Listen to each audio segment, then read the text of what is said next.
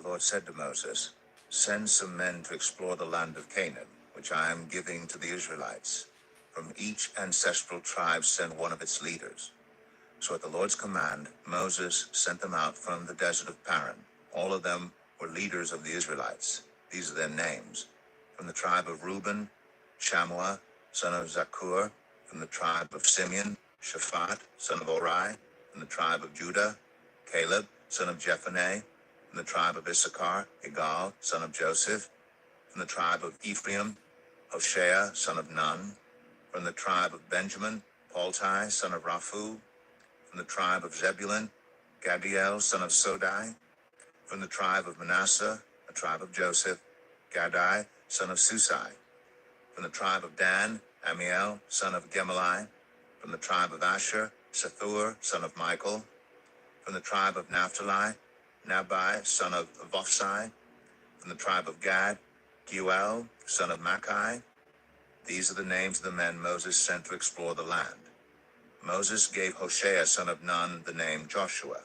When Moses sent them to explore Canaan, he said, "Go up through the Negev and into the hill country. See what the land is like, and whether the people who live there are strong or weak, few or many.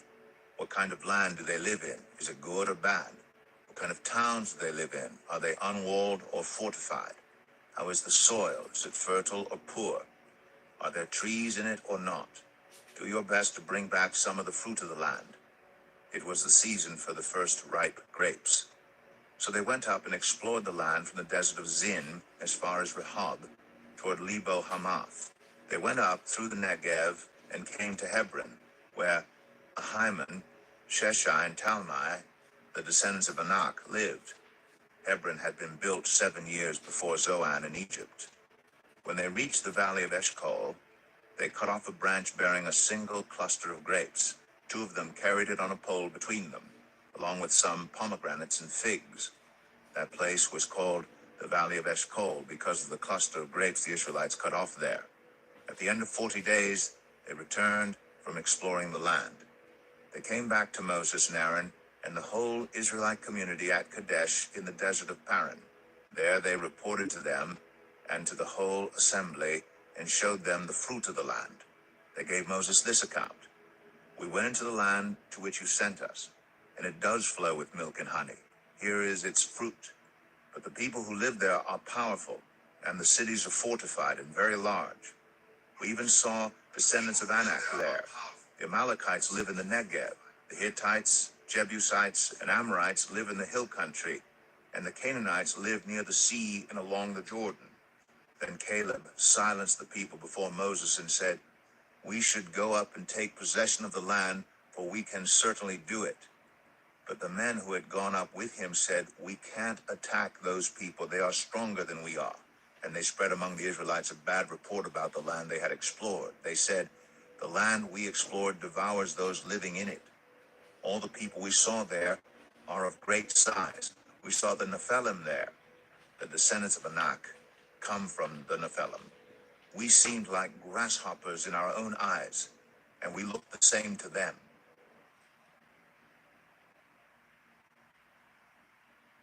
Numbers 14.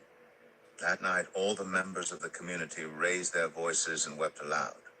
All the Israelites grumbled against Moses and Aaron, and the whole assembly said to them, "If only we had died in Egypt or in this wilderness. Why is the Lord bringing us to this land only to let us fall by the sword? Our wives and children will be taken as plunder. Wouldn't it be better for us to go back to Egypt?" And they said to each other, "We should choose a leader and go back to Egypt." Then Moses and Aaron fell face down in front of the whole Israelite assembly gathered there. Joshua, son of Nun, and Caleb, son of Jephunneh, who were among those who had explored the land, tore their clothes and said to the entire Israelite assembly, "The land we passed through and explored is exceedingly good. If the Lord is pleased with us, he will lead us into that land, a land flowing with milk and honey, and will give it to us. Only do not rebel against the Lord, and do not be afraid of the people of the land, because we will devour them. Their protection is gone, but the Lord is with us. Do not be afraid of them." But the whole assembly talked about stoning them. Then the glory of the Lord appeared at the tent of meeting to all the Israelites. The Lord said to Moses, "How long will these people treat me with contempt? How long will they refuse to believe in me, in spite of all the signs I have performed among them? I will strike them down with a plague and destroy them, but I will make you into a nation greater and stronger than they." Moses said to the Lord, "Then the Egyptians will hear about it. By your power you brought these people up from among them, and they will tell the inhabitants of this land about it. They've already heard that you, Lord, are with these people, and that you, Lord, have been seen face to face, that your cloud stays over them, and that you go before them in a pillar of cloud by day and a pillar of fire by night. If you put all these people to death, leaving none alive, the nations who have heard this report about you will say, 'The Lord was not able to bring these people into the land he promised them on oath, so he slaughtered them in the wilderness.' Now may the Lord's strength be displayed, just as you have declared. The Lord is slow to anger, abounding in love, and forgiving sin and rebellion. Yet he does not leave the guilty unpunished. He punishes the children for the sin of the parents to the third and fourth generation. In accordance with your great love, forgive the sin of these people, just as you have pardoned them from the time they left Egypt until now." The Lord replied, "I have forgiven them, as you asked. Nevertheless, as surely as I live, and as surely as the glory of the Lord fills the whole earth, not one of those who saw my glory and the signs I performed in Egypt and in the wilderness, but who disobeyed me and tested me 10 times, not one of them will ever see the land I promised on oath to their ancestors. No one who has treated me with contempt will ever see it. But because my servant Caleb has a different spirit and follows me wholeheartedly, I will bring him into the land he went to, and his descendants will inherit it. Since the Amalekites and the Canaanites are living in the valleys, turn back tomorrow and set out toward the desert along the route to the Red Sea." The Lord said to Moses and Aaron, "How long will this wicked community grumble against me? I've heard the complaints of these grumbling Israelites. So tell them, as surely as I live, declares the Lord, I will do to you the very thing I heard you say. In this wilderness your bodies will fall. Every one of you 20 years old or more who was counted in the census and who has grumbled against me, not one of you will enter the land I swore with uplifted hand to make your home, except Caleb, son of Jephunneh, and Joshua, son of Nun. As for your children that you said would be taken as plunder, I will bring them in to enjoy the land you have rejected. But as for you, your bodies will fall in this wilderness. Your children will be shepherds here for 40 years, suffering for your unfaithfulness until the last of your bodies lies in the wilderness. For 40 years, 1 year, for each of the 40 days you explored the land, you will suffer for your sins and know what it is like to have me against you.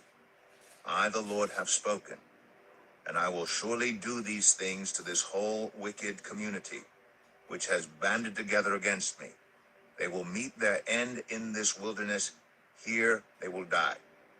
So the men Moses had sent to explore the land, who returned and made the whole community grumble against him by spreading a bad report about it. These men who were responsible for spreading the bad report about the land were struck down and died of a plague before the Lord. Of the men who went to explore the land, only Joshua son of Nun and Caleb son of Jephunneh survived. When Moses reported this to all the Israelites, they mourned bitterly. Early the next morning, they set out for the highest point in the hill country, saying, "Now we are ready to go up to the land the Lord promised. Surely we have sinned." But Moses said, "Why are you disobeying the Lord's command? This will not succeed. Do not go up, because the Lord is not with you. You will be defeated by your enemies. For the Amalekites and the Canaanites will face you there. Because you have turned away from the Lord, he will not be with you, and you will fall by the sword." Nevertheless, in their presumption, they went up toward the highest point in the hill country, though neither Moses nor the ark of the Lord's covenant moved from the camp. Then the Amalekites and the Canaanites who lived in that hill country came down and attacked them and beat them down all the way to Hormah. Numbers 15. The Lord said to Moses, "Speak to the Israelites and say to them, after you enter the land I am giving you as a home, and you present to the Lord food offerings from the herd or the flock, as an aroma pleasing to the Lord, whether burnt offerings or sacrifices, for special vows or freewill offerings or festival offerings, then the person who brings an offering shall present to the Lord a grain offering of 1/10 of an ephah of the finest flour mixed with 1/4 of a hin of olive oil. With each lamb for the burnt offering or the sacrifice, prepare 1/4 of a hin of wine as a drink offering. With the ram, prepare a grain offering of 2/10 of an ephah of the finest flour mixed with 1/3 of a hin of olive oil, and 1/3 of a hin of wine as a drink offering. Offer it as an aroma pleasing to the Lord. When you prepare a young bull as a burnt offering or sacrifice for a special vow or a fellowship offering to the Lord, bring with the bull a grain offering of 3/10 of an ephah of the finest flour mixed with 1/2 a hin of olive oil, and also bring 1/2 a hin of wine as a drink offering. This will be a food offering, an aroma pleasing to the Lord. Each bull or ram, each lamb or young goat is to be prepared in this manner. Do this for each one, for as many as you prepare. Everyone who is native born must do these things in this way when they present a food offering as an aroma pleasing to the Lord.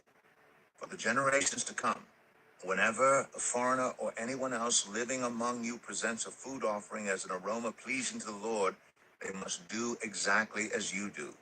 The community is to have the same rules for you and for the foreigner residing among you. This is a lasting ordinance for the generations to come. You and the foreigner shall be the same before the Lord. The same laws and regulations will apply both to you and to the foreigner residing among you. The Lord said to Moses, "Speak to the Israelites and say to them, when you enter the land to which I am taking you, and you eat the food of the land, present a portion as an offering to the Lord. Present a loaf from the first of your ground meal, and present it as an offering from the threshing floor. Throughout the generations to come, you are to give this offering to the Lord from the first of your ground meal. Now, if you as a community unintentionally fail to keep any of these commands the Lord gave Moses, any of the Lord's commands to you through him from the day the Lord gave them and continuing through the generations to come, and if this is done unintentionally without the community being aware of it, then the whole community is to offer a young bull for a burnt offering as an aroma pleasing to the Lord, along with its prescribed grain offering and drink offering, and a male goat for a sin offering. The priest is to make atonement for the whole Israelite community, and they will be forgiven. For it was not intentional, and they have presented to the Lord for their wrong a food offering and a sin offering. The whole Israelite community and the foreigners residing among them will be forgiven, because all the people were involved in the unintentional wrong. But if just one person sins unintentionally, that person must bring a year-old female goat for a sin offering. The priest is to make atonement before the Lord for the one who erred by sinning unintentionally. And when atonement has been made, that person will be forgiven. One and the same law applies to everyone who sins unintentionally, whether a native-born Israelite or a foreigner residing among you. But anyone who sins defiantly, whether native-born or foreigner, blasphemes the Lord and must be cut off from the people of Israel. Because they have despised the Lord's word and broken his commands, they must surely be cut off. Their guilt remains on them." While the Israelites were in the wilderness, a man was found gathering wood on the Sabbath day. Those who found him gathering wood brought him to Moses and Aaron and the whole assembly. And they kept him in custody because it was not clear what should be done to him. Then the Lord said to Moses, "The man must die. The whole assembly must stone him outside the camp." So the assembly took him outside the camp and stoned him to death as the Lord commanded Moses. The Lord said to Moses, "Speak to the Israelites and say to them, throughout the generations to come, you are to make tassels on the corners of your garments with a blue cord on each tassel.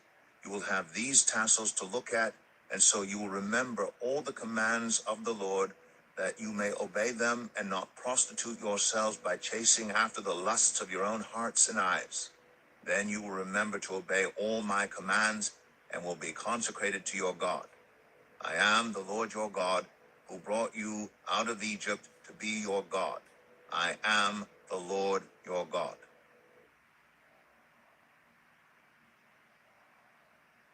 Number 16. Korah, son of Izhar, the son of Kohath, the son of Levi, and certain Reubenites, Dathan and Abiram, sons of Eliab, and On, son of Peleth, became insolent and rose up against Moses. With them were 250 Israelite men, well-known community leaders who had been appointed members of the council. They came as a group to oppose Moses and Aaron and said to them, "You have gone too far. The whole community is holy, every one of them, and the Lord is with them. Why then do you set yourselves above the Lord's assembly?" When Moses heard this, he fell face down. Then he said to Korah and all his followers, "In the morning, the Lord will show who belongs to him and who is holy, and he will have that person come near him. The man he chooses, he will cause to come near him. You, Korah, and all your followers are to do this. Take censers, and tomorrow put burning coals and incense in them before the Lord. The man the Lord chooses will be the one who is holy. You Levites have gone too far." Moses also said to Korah, "Now listen, you Levites.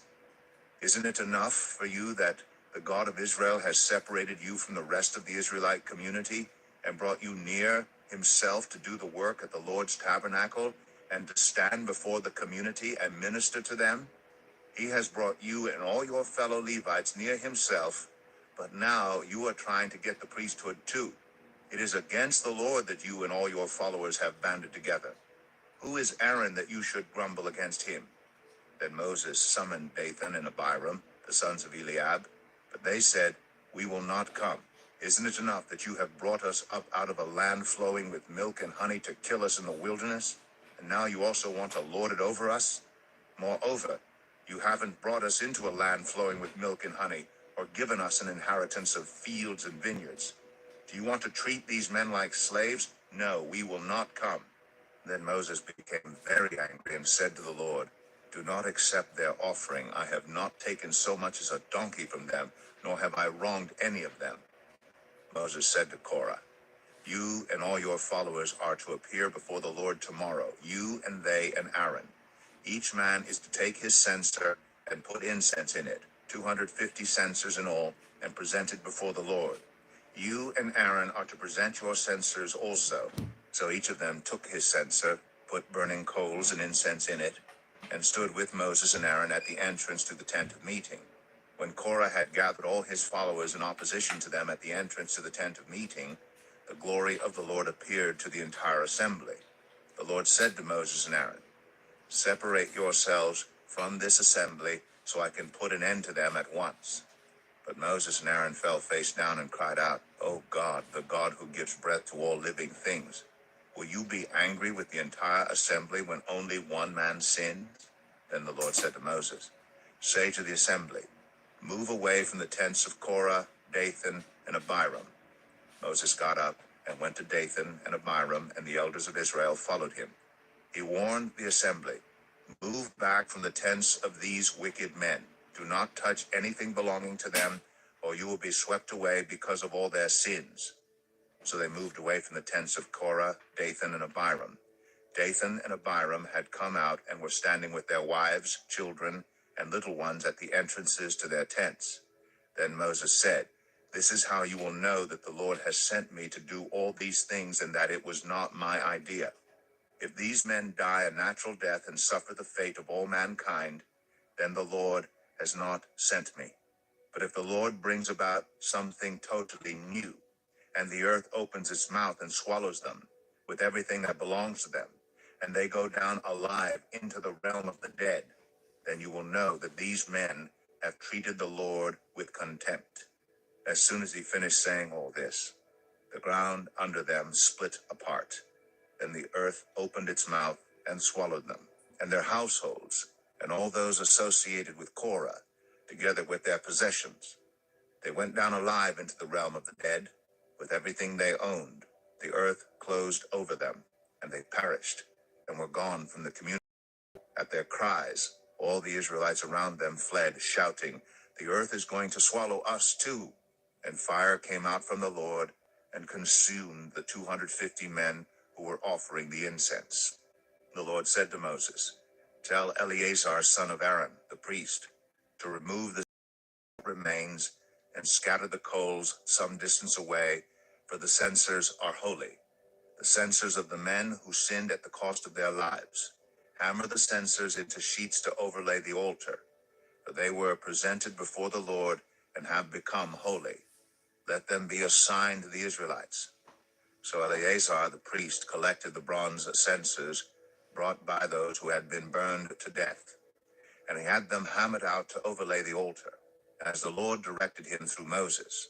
This was to remind the Israelites that no one except a descendant of Aaron should come to burn incense before the Lord, or he would become like Korah and his followers. The next day, the whole Israelite community grumbled against Moses and Aaron. "You have killed the Lord's people," they said. But when the assembly gathered in opposition to Moses and Aaron and turned toward the tent of meeting, suddenly the cloud covered it, and the glory appeared. Then Moses and Aaron went to the front of the tent of meeting, and the Lord said to Moses, "Get away from this assembly, so I can put an end to them at once." And they fell face down. Then Moses said to Aaron, "Take your censer and put incense in it, along with burning coals from the altar, and hurry to the assembly to make atonement for them. Wrath has come out from the Lord, the plague has started." So Aaron did as Moses said, and ran into the midst of the assembly. The plague had already started among the people, but Aaron offered the incense and made atonement for them. He stood between the living and the dead, and the plague stopped.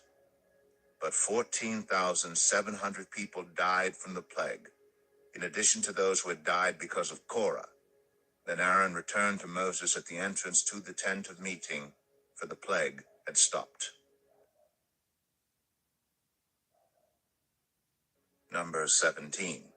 The Lord said to Moses, "Speak to the Israelites, and get 12 staffs from them, one from the leader of each of their ancestral tribes. Write the name of each man on his staff. On the staff of Levi, write Aaron's name. But there must be one staff for the head of each ancestral tribe. Place them in the tent of meeting in front of the ark of the covenant law, where I meet with you. The staff belonging to the man I choose will sprout, and I will rid myself of this constant grumbling against you by the Israelites." So Moses spoke to the Israelites, and their leaders gave him 12 staffs, one for the leader of each of their ancestral tribes, and Aaron's staff was among them. Moses placed the staffs before the Lord in the tent of the covenant law. The next day Moses entered the tent and saw that Aaron's staff, which represented the tribe of Levi, had not only sprouted, but had budded, blossomed, and produced almonds. Then Moses brought out all the staffs from the Lord's presence to all the Israelites. They looked at them, and each of the leaders took his own staff. The Lord said to Moses, "Put back Aaron's staff in front of the ark of the covenant law, to be kept as a sign to the rebellious. This will put an end to their grumbling against me, so that they will not die." Moses did just as the Lord commanded him. The Israelites said to Moses, "We will die. We are lost. We are all lost. Anyone who even comes near the tabernacle of the Lord will die. Are we all going to die?" Numbers 18. The Lord said to Aaron, "You, your sons, and your family are to bear the responsibility for offenses connected with the sanctuary. And you and your sons alone are to bear the responsibility for offenses connected with the priesthood. Bring your fellow Levites from your ancestral tribe to join you and assist you when you and your sons minister before the tent of the covenant law. They are to be responsible to you and are to perform all the duties of the tent, but they must not go near the furnishings of the sanctuary or the altar. Otherwise, both they and you will die. They are to join you and be responsible for the care of the tent of meeting, all the work at the tent, and no one else may come near where you are. You are to be responsible for the care of the sanctuary and the altar, so that my wrath will not fall on the Israelites again. I myself have selected your fellow Levites from among the Israelites as a gift to you, dedicated to the Lord to do the work at the tent of meeting. But only you and your sons may serve as priests in connection with everything at the altar and inside the curtain. I am giving you the service of the priesthood as a gift. Anyone else who comes near the sanctuary is to be put to death. Then the Lord said to Aaron, I myself have put you in charge of the offerings presented to me. All the holy offerings the Israelites give me, I give to you and your sons as your portion, your perpetual share. You are to have the part of the most holy offerings that is kept from the fire. From all the gifts they bring me as most holy offerings, whether grain or sin or guilt offerings, that part belongs to you and your sons. Eat it as something most holy. Every male shall eat it. You must regard it as holy. This also is yours. Whatever is set aside from the gifts of all the wave offerings of the Israelites, I give this to you and your sons and daughters as your perpetual share. Everyone in your household who is ceremonially clean may eat it. I give you all the finest olive oil and all the finest new wine and grain they give the Lord as the first fruits of their harvest. All the land's first fruits that they bring to the Lord will be yours. Everyone in your household who is ceremonially clean may eat it. Everything in Israel that is devoted to the Lord is yours. The first offspring of every womb, both human and animal, that is offered to the Lord is yours. But you must redeem every firstborn son and every firstborn male of unclean animals. When they are a month old, you must redeem them at the redemption price set at 5 shekels of silver, according to the sanctuary shekel, which weighs 20 gerahs. But you must not redeem the firstborn of a cow, a sheep, or a goat. They are holy. Splash their blood against the altar and burn their fat as a food offering, an aroma pleasing to the Lord. Their meat is to be yours, just as the breast of the wave offering and the right thigh are yours. Whatever is set aside from the holy offerings the Israelites present to the Lord, I give to you and your sons and daughters as your perpetual share. It is an everlasting covenant of salt before the Lord for both you and your offspring. The Lord said to Aaron, you will have no inheritance in their land, nor will you have any share among them. I am your share and your inheritance among the Israelites. I give to the Levites all the tithes in Israel as their inheritance in return for the work they do while serving at the tent of meeting. From now on, the Israelites must not go near the tent of meeting, or they will bear the consequences of their sin and will die. It is the Levites who are to do the work at the tent of meeting and bear the responsibility for any offenses they commit against it. This is a lasting ordinance for the generations to come.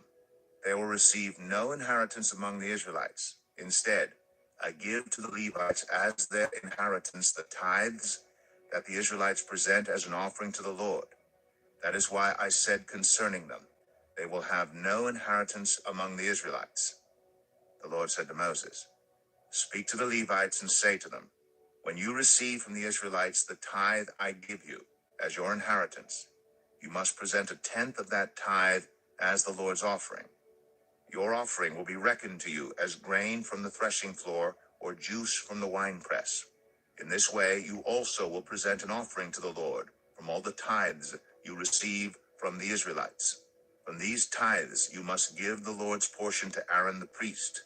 You must present as the Lord's portion the best and holiest part of everything given to you.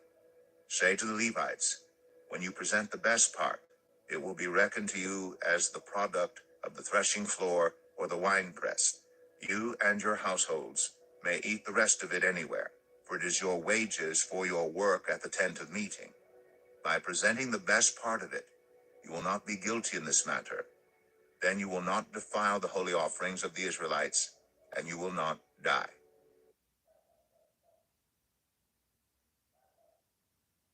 Numbers 19.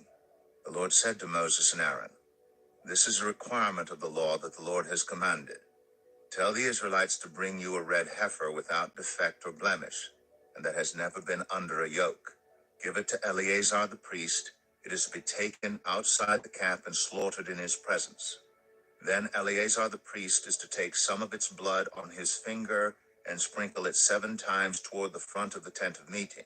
While he watches, the heifer is to be burned, its hide, flesh, blood, and intestines. The priest is to take some cedar wood, hyssop, and scarlet wool, and throw them onto the burning heifer.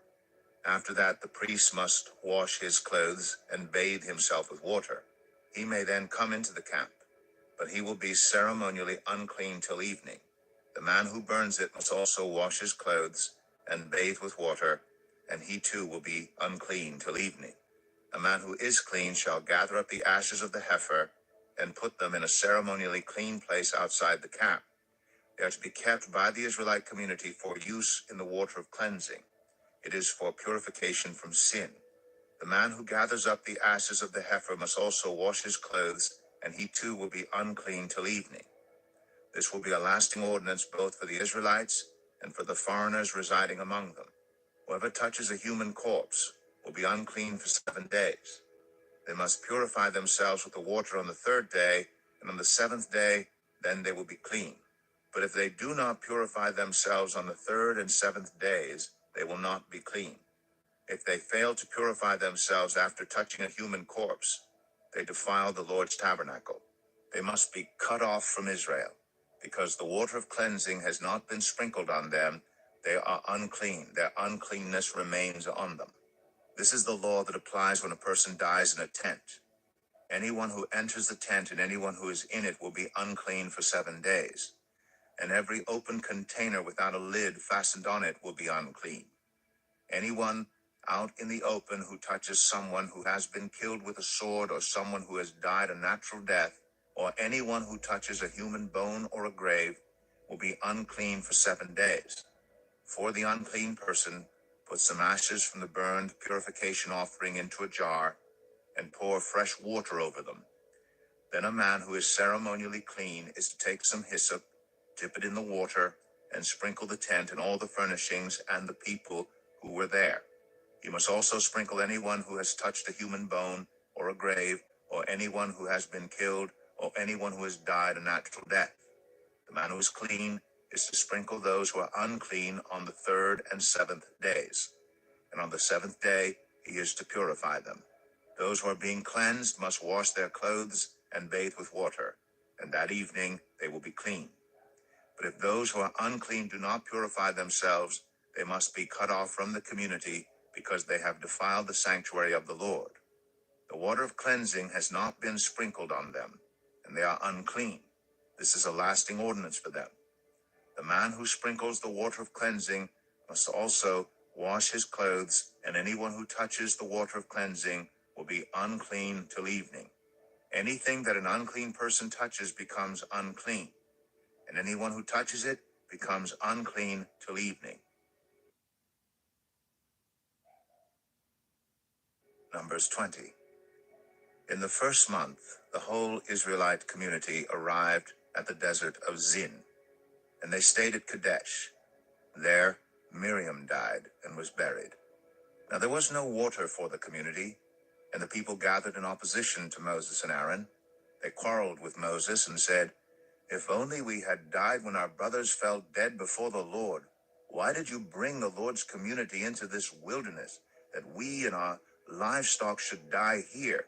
Why did you bring us up out of Egypt to this terrible place? It has no grain or figs, grapevines or pomegranates, and there's no water to drink." Moses and Aaron went from the assembly to the entrance to the tent of meeting and fell face down, and the glory of the Lord appeared to them. The Lord said to Moses, "Take the staff, and you and your brother Aaron gather the assembly together. Speak to that rock before their eyes, and it will pour out its water. You will bring water out of the rock for the community, so they and their livestock can drink." So Moses took the staff from the Lord's presence, just as he commanded him. He and Aaron gathered the assembly together in front of the rock, and Moses said to them, "Listen, you rebels, must we bring you water out of this rock?" Then Moses raised his arm and struck the rock twice with his staff. Water gushed out, and the community and their livestock drank. But the Lord said to Moses and Aaron, Because you did not trust in me enough to honor me as holy in the sight of the Israelites, you will not bring this community into the land I give them. These were the waters of Meribah, where the Israelites quarreled with the Lord, and where he was proved holy among them.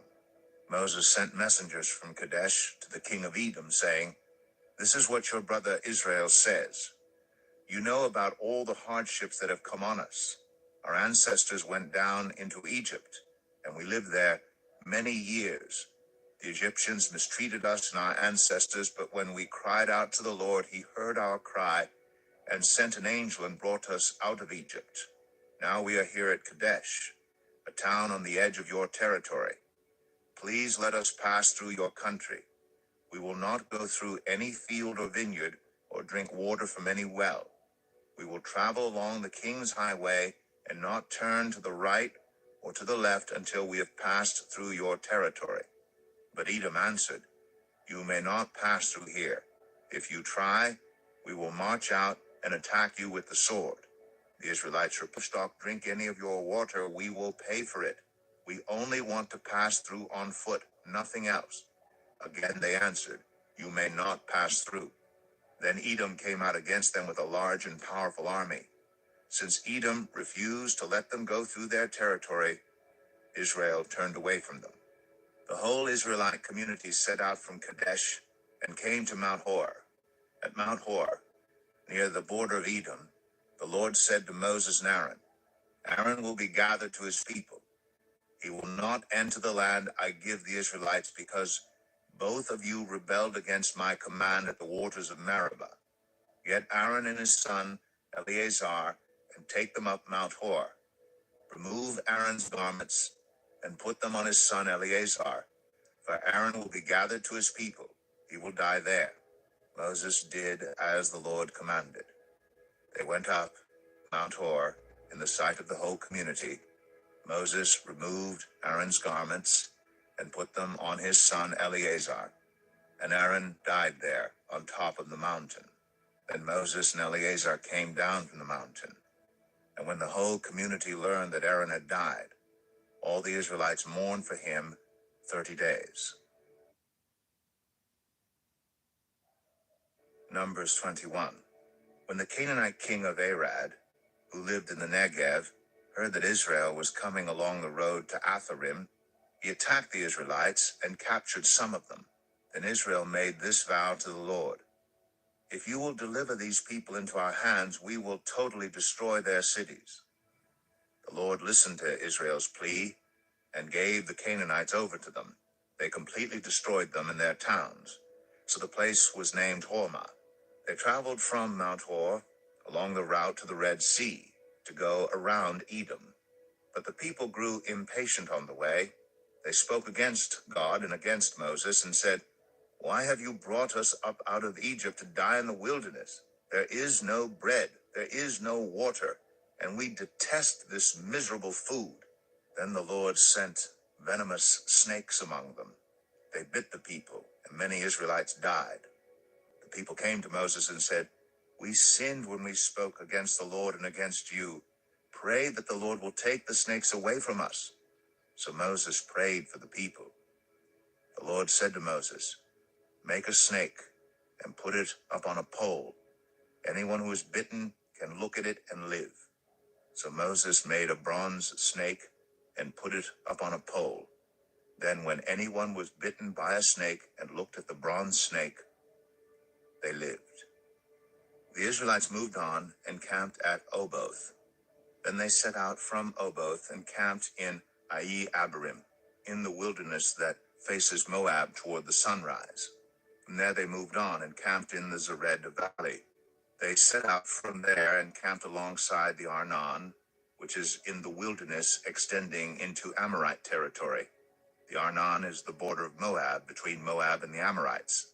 That is why the book of the Wars of the Lord says, "Zahab in Suphah and the ravines, the Arnon and the slopes of the ravines that lead to the settlement of Ar and lie along the border of Moab."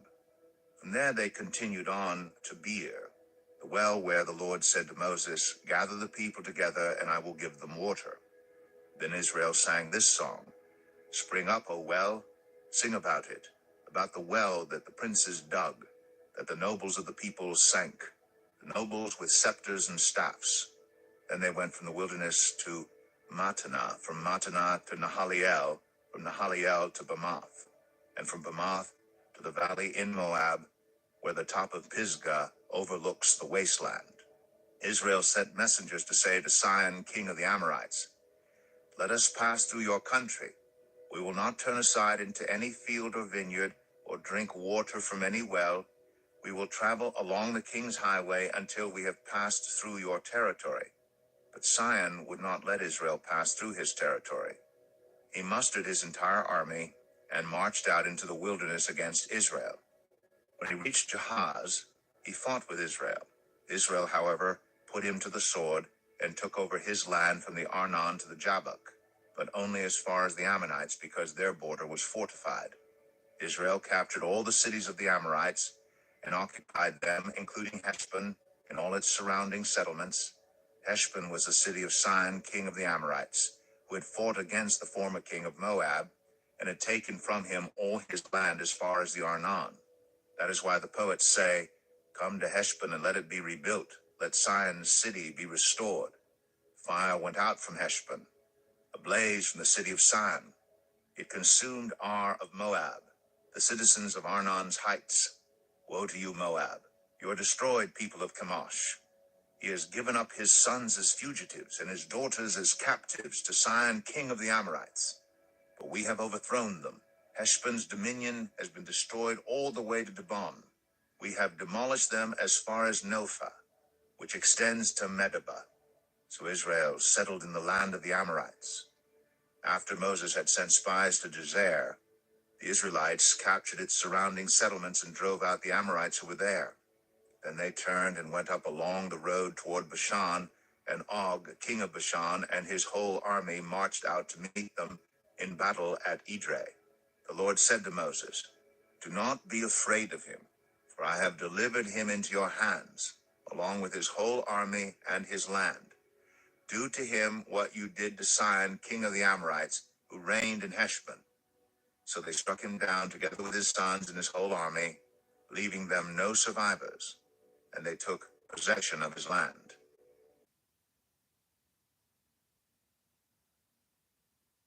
Numbers 22. Then the Israelites traveled to the plains of Moab and camped along the Jordan across from Jericho. Now Balak, son of Zippor, saw all that Israel had done to the Amorites. And Moab was terrified because there were so many people. Indeed, Moab was filled with dread because of the Israelites. The Moabites said to the elders of Midian, This horde is going to lick up everything around us, as an ox licks up the grass of the field. So Balak, son of Zippor, who was king of Moab at that time, sent messengers to summon Balaam, son of Beor, who was at Pethor, near the Euphrates River, in his native land. Balak said, A people has come out of Egypt. They cover the face of the land and have settled next to me. Now come and put a curse on these people, because they are too powerful for me. Perhaps then I will be able to defeat them and drive them out of the land. For I know that whoever you bless is blessed, and whoever you curse is cursed. The elders of Moab and Midian left, taking with them the fee for divination. When they came to Balaam, they told him what Balak had said. Spend the night here, Balaam said to them, and I will report back to you with the answer the Lord gives me. So the Moabite officials stayed with him. God came to Balaam and asked, Who are these men with you? Balaam said to God, Balak, son of Zippor, king of Moab, sent me this message. A people that has come out of Egypt covers the face of the land. Now come and put a curse on them for me. Perhaps then I will be able to fight them and drive them away. But God said to Balaam, Do not go with them. You must not put a curse on those people, because they are blessed. The next morning Balaam got up and said to Balak's officials, Go back to your own country, for the Lord has refused to let me go with you. So the Moabite officials returned to Balak and said, Balaam refused to come with us. Then Balak sent other officials, more numerous and more distinguished than the first. They came to Balaam and said, This is what Balak, son of Zippor, says. Do not let anything keep you from coming to me, because I will reward you handsomely and do whatever you say. Come and put a curse on these people for me. But Balaam answered them, even if Balak gave me all the silver and gold in his palace, I could not do anything great or small to go beyond the command of the Lord my God. Now spend the night here so that I can find out what else the Lord will tell me. That night God came to Balaam and said, since these men have come to summon you, go with them, but do only what I tell you. Balaam got up in the morning, saddled his donkey, and went with the Moabite officials. But God was very angry when he went, and the angel of the Lord stood in the road to oppose him. Balaam was riding on his donkey, and his 2 servants were with him. When the donkey saw the angel of the Lord standing in the road with a drawn sword in his hand, it turned off the road into a field. Balaam beat it to get it back on the road. Then the angel of the Lord stood in a narrow path through the vineyards, with walls on both sides. When the donkey saw the angel of the Lord, it pressed close to the wall, crushing Balaam's foot against it. So he beat the donkey again.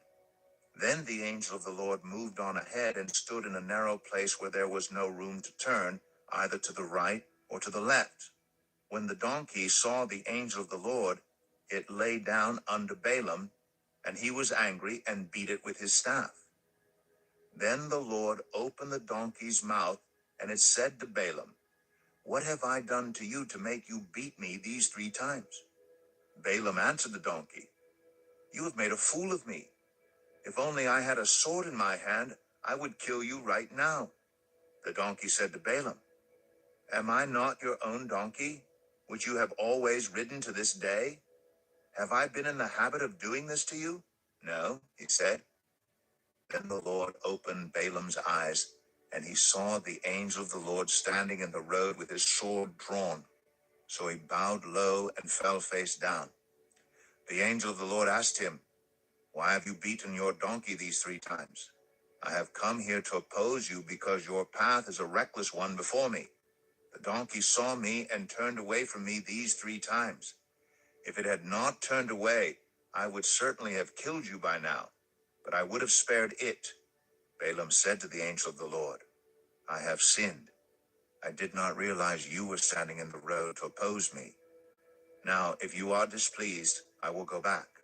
The angel of the Lord said to Balaam, go with the men, but speak only what I tell you. So Balaam went with Balak's officials. When Balak heard that Balaam was coming, he went out to meet him at the Moabite town on the Arnon border at the edge of his territory. Balak said to Balaam, did I not send you an urgent summons? Why didn't you come to me? Am I really not able to reward you? Well, I have come to you now, Balaam replied. But I can't say whatever I please. I must speak only what God puts in my mouth.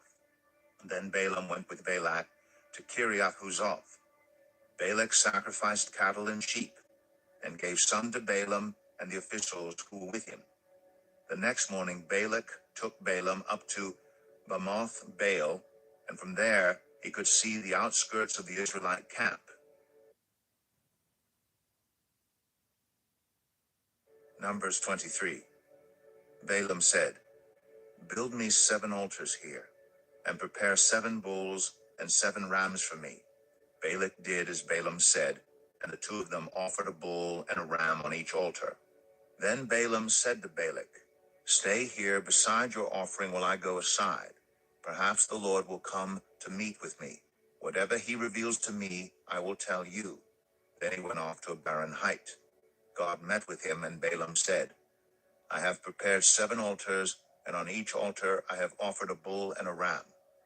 The Lord put a word in Balaam's mouth and said, go back to Balak and give him this word. So he went back to him and found him standing beside his offering with all the Moabite officials. Then Balaam spoke his message. Balak brought me from Aram, the king of Moab, from the eastern mountains. Come, he said, curse Jacob for me. Come, denounce Israel. How can I curse those whom God has not cursed? How can I denounce those whom the Lord has not denounced? From the rocky peaks I see them. From the heights I view them. I see a people who live apart and do not consider themselves one of the nations. Who can count the dust of Jacob, or number even a fourth of Israel? Let me die the death of the righteous, and may my final end be like theirs. Balak said to Balaam, What have you done to me? I brought you to curse my enemies, but you have done nothing but bless them. He answered, Must I not speak what the Lord puts in my mouth? Then Balak said to him, Come with me to another place where you can see them. You will not see them all, but only the outskirts of their camp, and from there curse them for me. So he took him to the field of Zophim on the top of Pisgah, and there he built 7 altars and offered a bull and a ram on each altar. Balaam said to Balak, Stay here beside your offering while I meet with him over there. The Lord met with Balaam and put a word in his mouth and said, Go back to Balak and give him this word. So he went to him and found him standing beside his offering with the Moabite officials. Balak asked him, What did the Lord say? Then he spoke his message. Arise, Balak, and listen.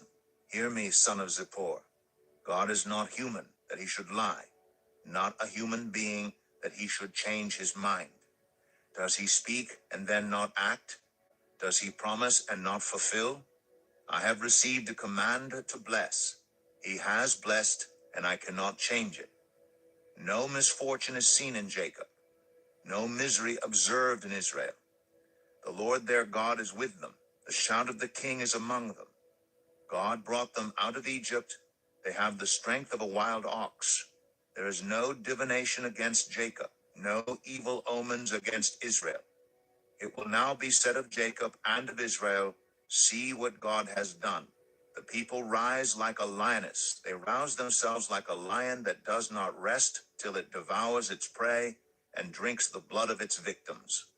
Then Balak said to Balaam, Neither curse them at all nor bless them at all. Balaam answered, Did I not tell you I must do whatever the Lord says? Then Balak said to Balaam, Come, let me take you to another place. Perhaps it will please God to let you curse them for me from there. And Balak took Balaam to the top of Peor, overlooking the wasteland. Balaam said, Build me 7 altars here, and prepare 7 bulls and 7 rams for me. Balak did as Balaam had said, and offered a bull and a ram on each altar. Numbers 24. Now when Balaam saw that it pleased the Lord to bless Israel, he did not resort to divination as at other times, but turned his face toward the wilderness. When Balaam looked out and saw Israel encamped tribe by tribe, the Spirit of God came on him, and he spoke his message. The prophecy of Balaam son of Beor, the prophecy of one whose eye sees clearly, the prophecy of one who hears the words of God, who sees a vision from the Almighty, who falls prostrate, and whose eyes are opened. How beautiful are your tents, Jacob, your dwelling places, Israel. Like valleys they spread out, like gardens beside a river, like aloes planted by the Lord, like cedars beside the waters. Water will flow from their buckets, their seed will have abundant water. Their king will be greater than Agag, their kingdom will be exalted. God brought them out of Egypt. They have the strength of a wild ox. They devour hostile nations and break their bones in pieces. With their arrows they pierce them. Like a lion, they crouch and lie down, like a lioness who dares to rouse them. May those who bless you be blessed, and those who curse you be cursed. Then Balak's anger burned against Balaam. He struck his hands together and said to him, I summoned you to curse my enemies, but you have blessed them these 3 times. Now leave at once and go home. I said I would reward you handsomely, but the Lord has kept you from being rewarded. Balaam answered Balak, Did I not tell the messengers you sent me? Even if Balak gave me all the silver and gold in his palace, I could not do anything of my own accord, good or bad, to go beyond the command of the Lord. And I must say only what the Lord says. Now I am going back to my people, but come, let me warn you, of what this people will do to your people in days to come. Then he spoke his message. The prophecy of Balaam son of Beor, the prophecy of one whose eye sees clearly, the prophecy of one who hears the words of God, who has knowledge from the Most High, who sees a vision from the Almighty, who falls prostrate, and whose eyes are opened. I see him, but not now. I behold him, but not near. A star will come out of Jacob. A scepter will rise out of Israel. He will crush the foreheads of Moab, the skulls of all the people of Sheth. Edom will be conquered. Seir, his enemy, will be conquered, but Israel will grow strong. A ruler will come out of Jacob and destroy the survivors of the city. Then Balaam saw Amalek and spoke his message. Amalek was first among the nations, but their end will be utter destruction. Then he saw the Kenites and spoke his message. Your dwelling place is secure. Your nest is set in a rock. Yet you Kenites will be destroyed when Asshur takes you captive. Then he spoke his message. Alas, who can live when God does this? Ships will come from the shores of Cyprus. They will subdue Asshur and Eber, but they too will come to ruin. Then Balaam got up and returned home, and Balak went his own way. Numbers 25. While Israel was staying in Shittim, the men began to indulge in sexual immorality with Moabite women, who invited them to the sacrifices to their gods. The people ate the sacrificial meal and bowed down before these gods. So Israel yoked themselves to the Baal of Peor, and the Lord's anger burned against them. The Lord said to Moses, "Take all the leaders of these people, kill them and expose them in broad daylight before the Lord, so that the Lord's fierce anger may turn away from Israel." So Moses said to Israel's judges, "Each of you must put to death those of your people who have yoked themselves to the Baal of Peor." Then an Israelite man brought into the camp a Midianite woman right before the eyes of Moses and the whole assembly of Israel, while they were weeping at the entrance to the tent of meeting. When Phinehas, son of Eleazar, the son of Aaron, the priest, saw this, he left the assembly, took a spear in his hand, and followed the Israelite into the tent. He drove the spear into both of them, right through the Israelite man and into the woman's stomach. Then the plague against the Israelites was stopped. But those who died in the plague numbered 24,000. The Lord said to Moses, "Phinehas, son of Eleazar, the son of Aaron, the priest, has turned my anger away from the Israelites. Since he was as zealous for my honor among them as I am, I did not put an end to them in my zeal. Therefore tell him I am making my covenant of peace with him. He and his descendants will have a covenant of a lasting priesthood, because he was zealous for the honor of his God and made atonement for the Israelites." The name of the Israelite who was killed with the Midianite woman was Zimri, son of Salu, the leader of a Simeonite family. And the name of the Midianite woman who was put to death was Cosbi, daughter of Zur, a tribal chief of a Midianite family. The Lord said to Moses, "Treat the Midianites as enemies and kill them. They treated you as enemies when they deceived you in the Peor incident involving their sister Cosbi, the woman who was killed when the plague came as a result of that incident." Numbers 26. After the plague, the Lord said to Moses and Eleazar, and the priest, "Take a census of the whole Israelite community by families, all those 20 years old or more who are able to serve in the army of Israel." So on the plains of Moab, by the Jordan across from Jericho, Moses and Eleazar the priest spoke with them and said, "Take a census of the men 20 years old or more, as the Lord commanded Moses." These were the Israelites who came out of Egypt. Through Palu, the Paluite clan; through Hezron, the Hezronite clan; through Carmite, the Carmite clan. These were the clans of Reuben. Those numbered were 43,730. The son of Palu was Eliab, and the sons of Eliab were Nemuel, Dathan, and Abiram. The same Dathan and Abiram were the community officials who rebelled against Moses and Aaron, and were among Korah's followers when they rebelled against the Lord.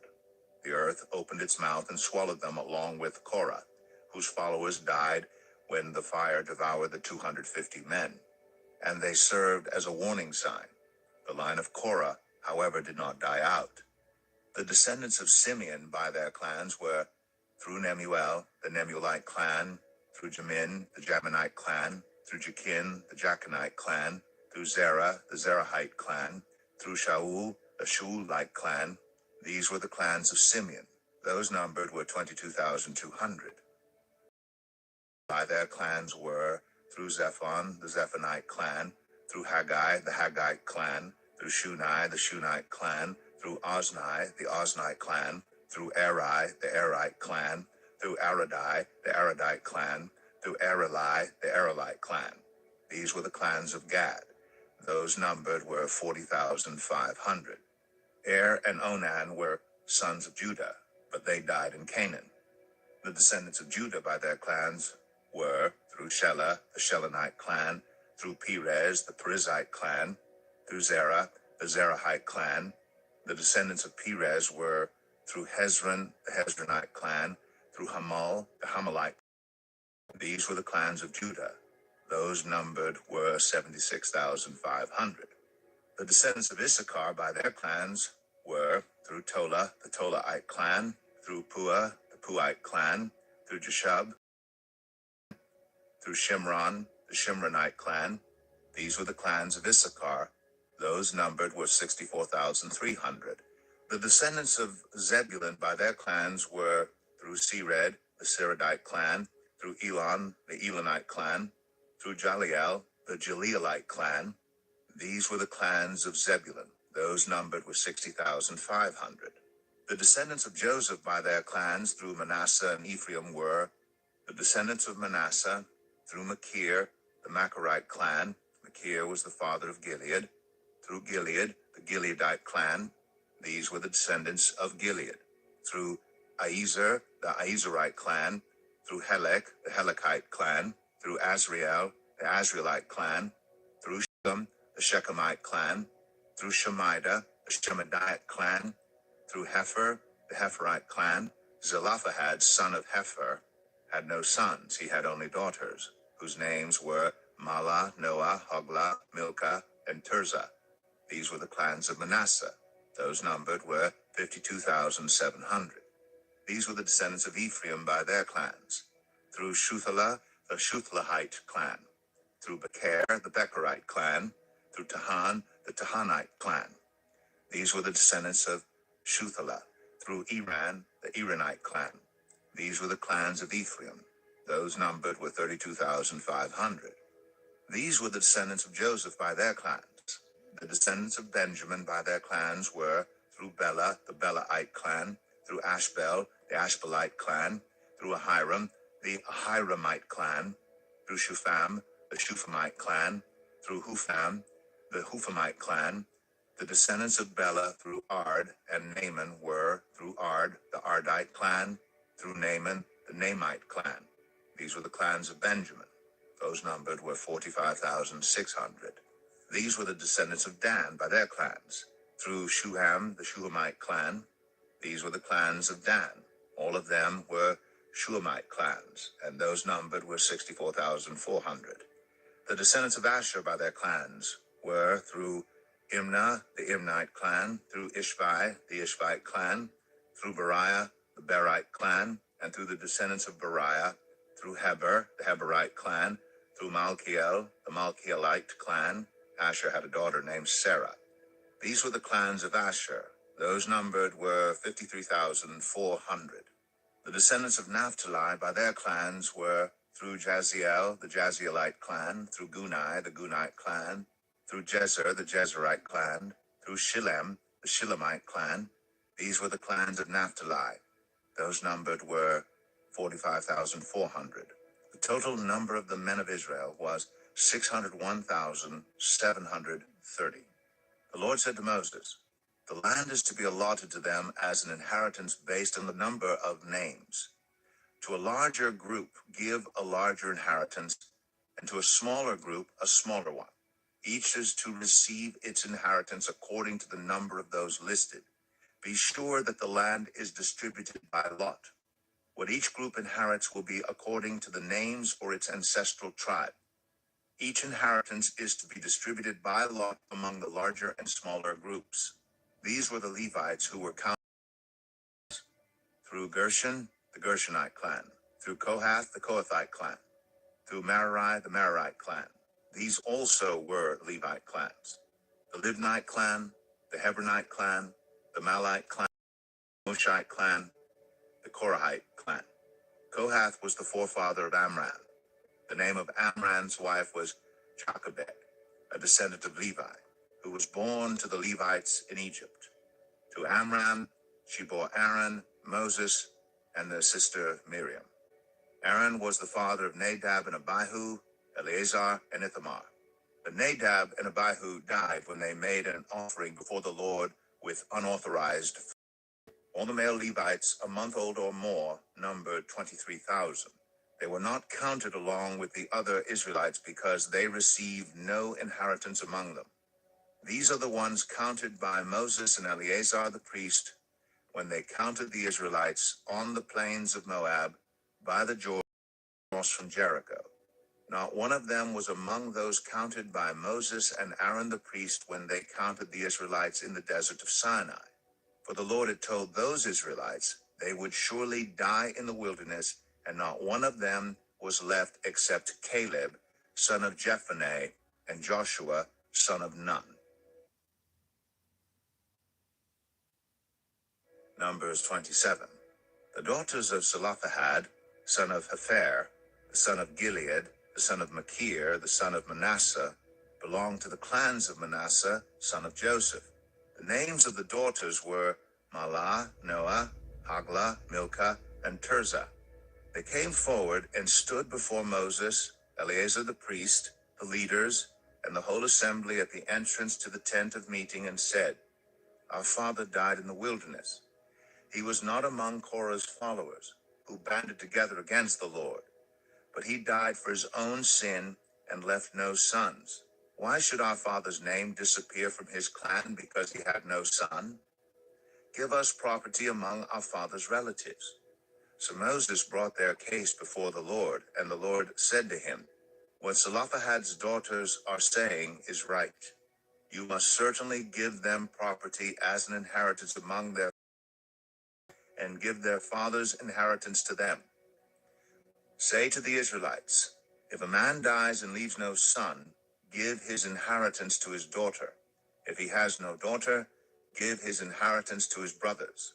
If he has no brothers, give his inheritance to his father's brothers. If his father had no brothers, give his inheritance to the nearest relative in his clan, that he may possess it. This is to have the force of law for the Israelites, as the Lord commanded Moses." Then the Lord said to Moses, "Go up to this mountain in the Abarim range, and see the land I have given the Israelites. After you have seen it, you too will be gathered to your people, as your brother Aaron was. For when the community rebelled at the waters in the desert of Zin, both of you disobeyed my command to honor me as holy before their eyes.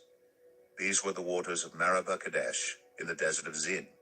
Moses said to the Lord, "May the Lord, the God who gives breath to all living things, appoint someone over this community to go out and come in before them, one who will lead them out and bring them in. So the Lord's people will not be like sheep without a shepherd." So the Lord said to Moses, "Take Joshua son of Nun, a man in whom is the spirit of leadership, and lay your hand on him. Have him stand before Eleazar the priest and the entire assembly, and commission him in their presence. Give him some of your authority so the whole Israelite community will obey him. He is to stand before Eleazar the priest, who will obtain decisions for him by inquiring of the Urim before the Lord. At his command, he and the entire community of the Israelites will go out, and at his command, they will come in." Moses did as the Lord commanded him. He took Joshua and had him stand before Eleazar the priest and the whole assembly. Then he laid his hands on him and commissioned him, as the Lord instructed through Moses. Numbers 28.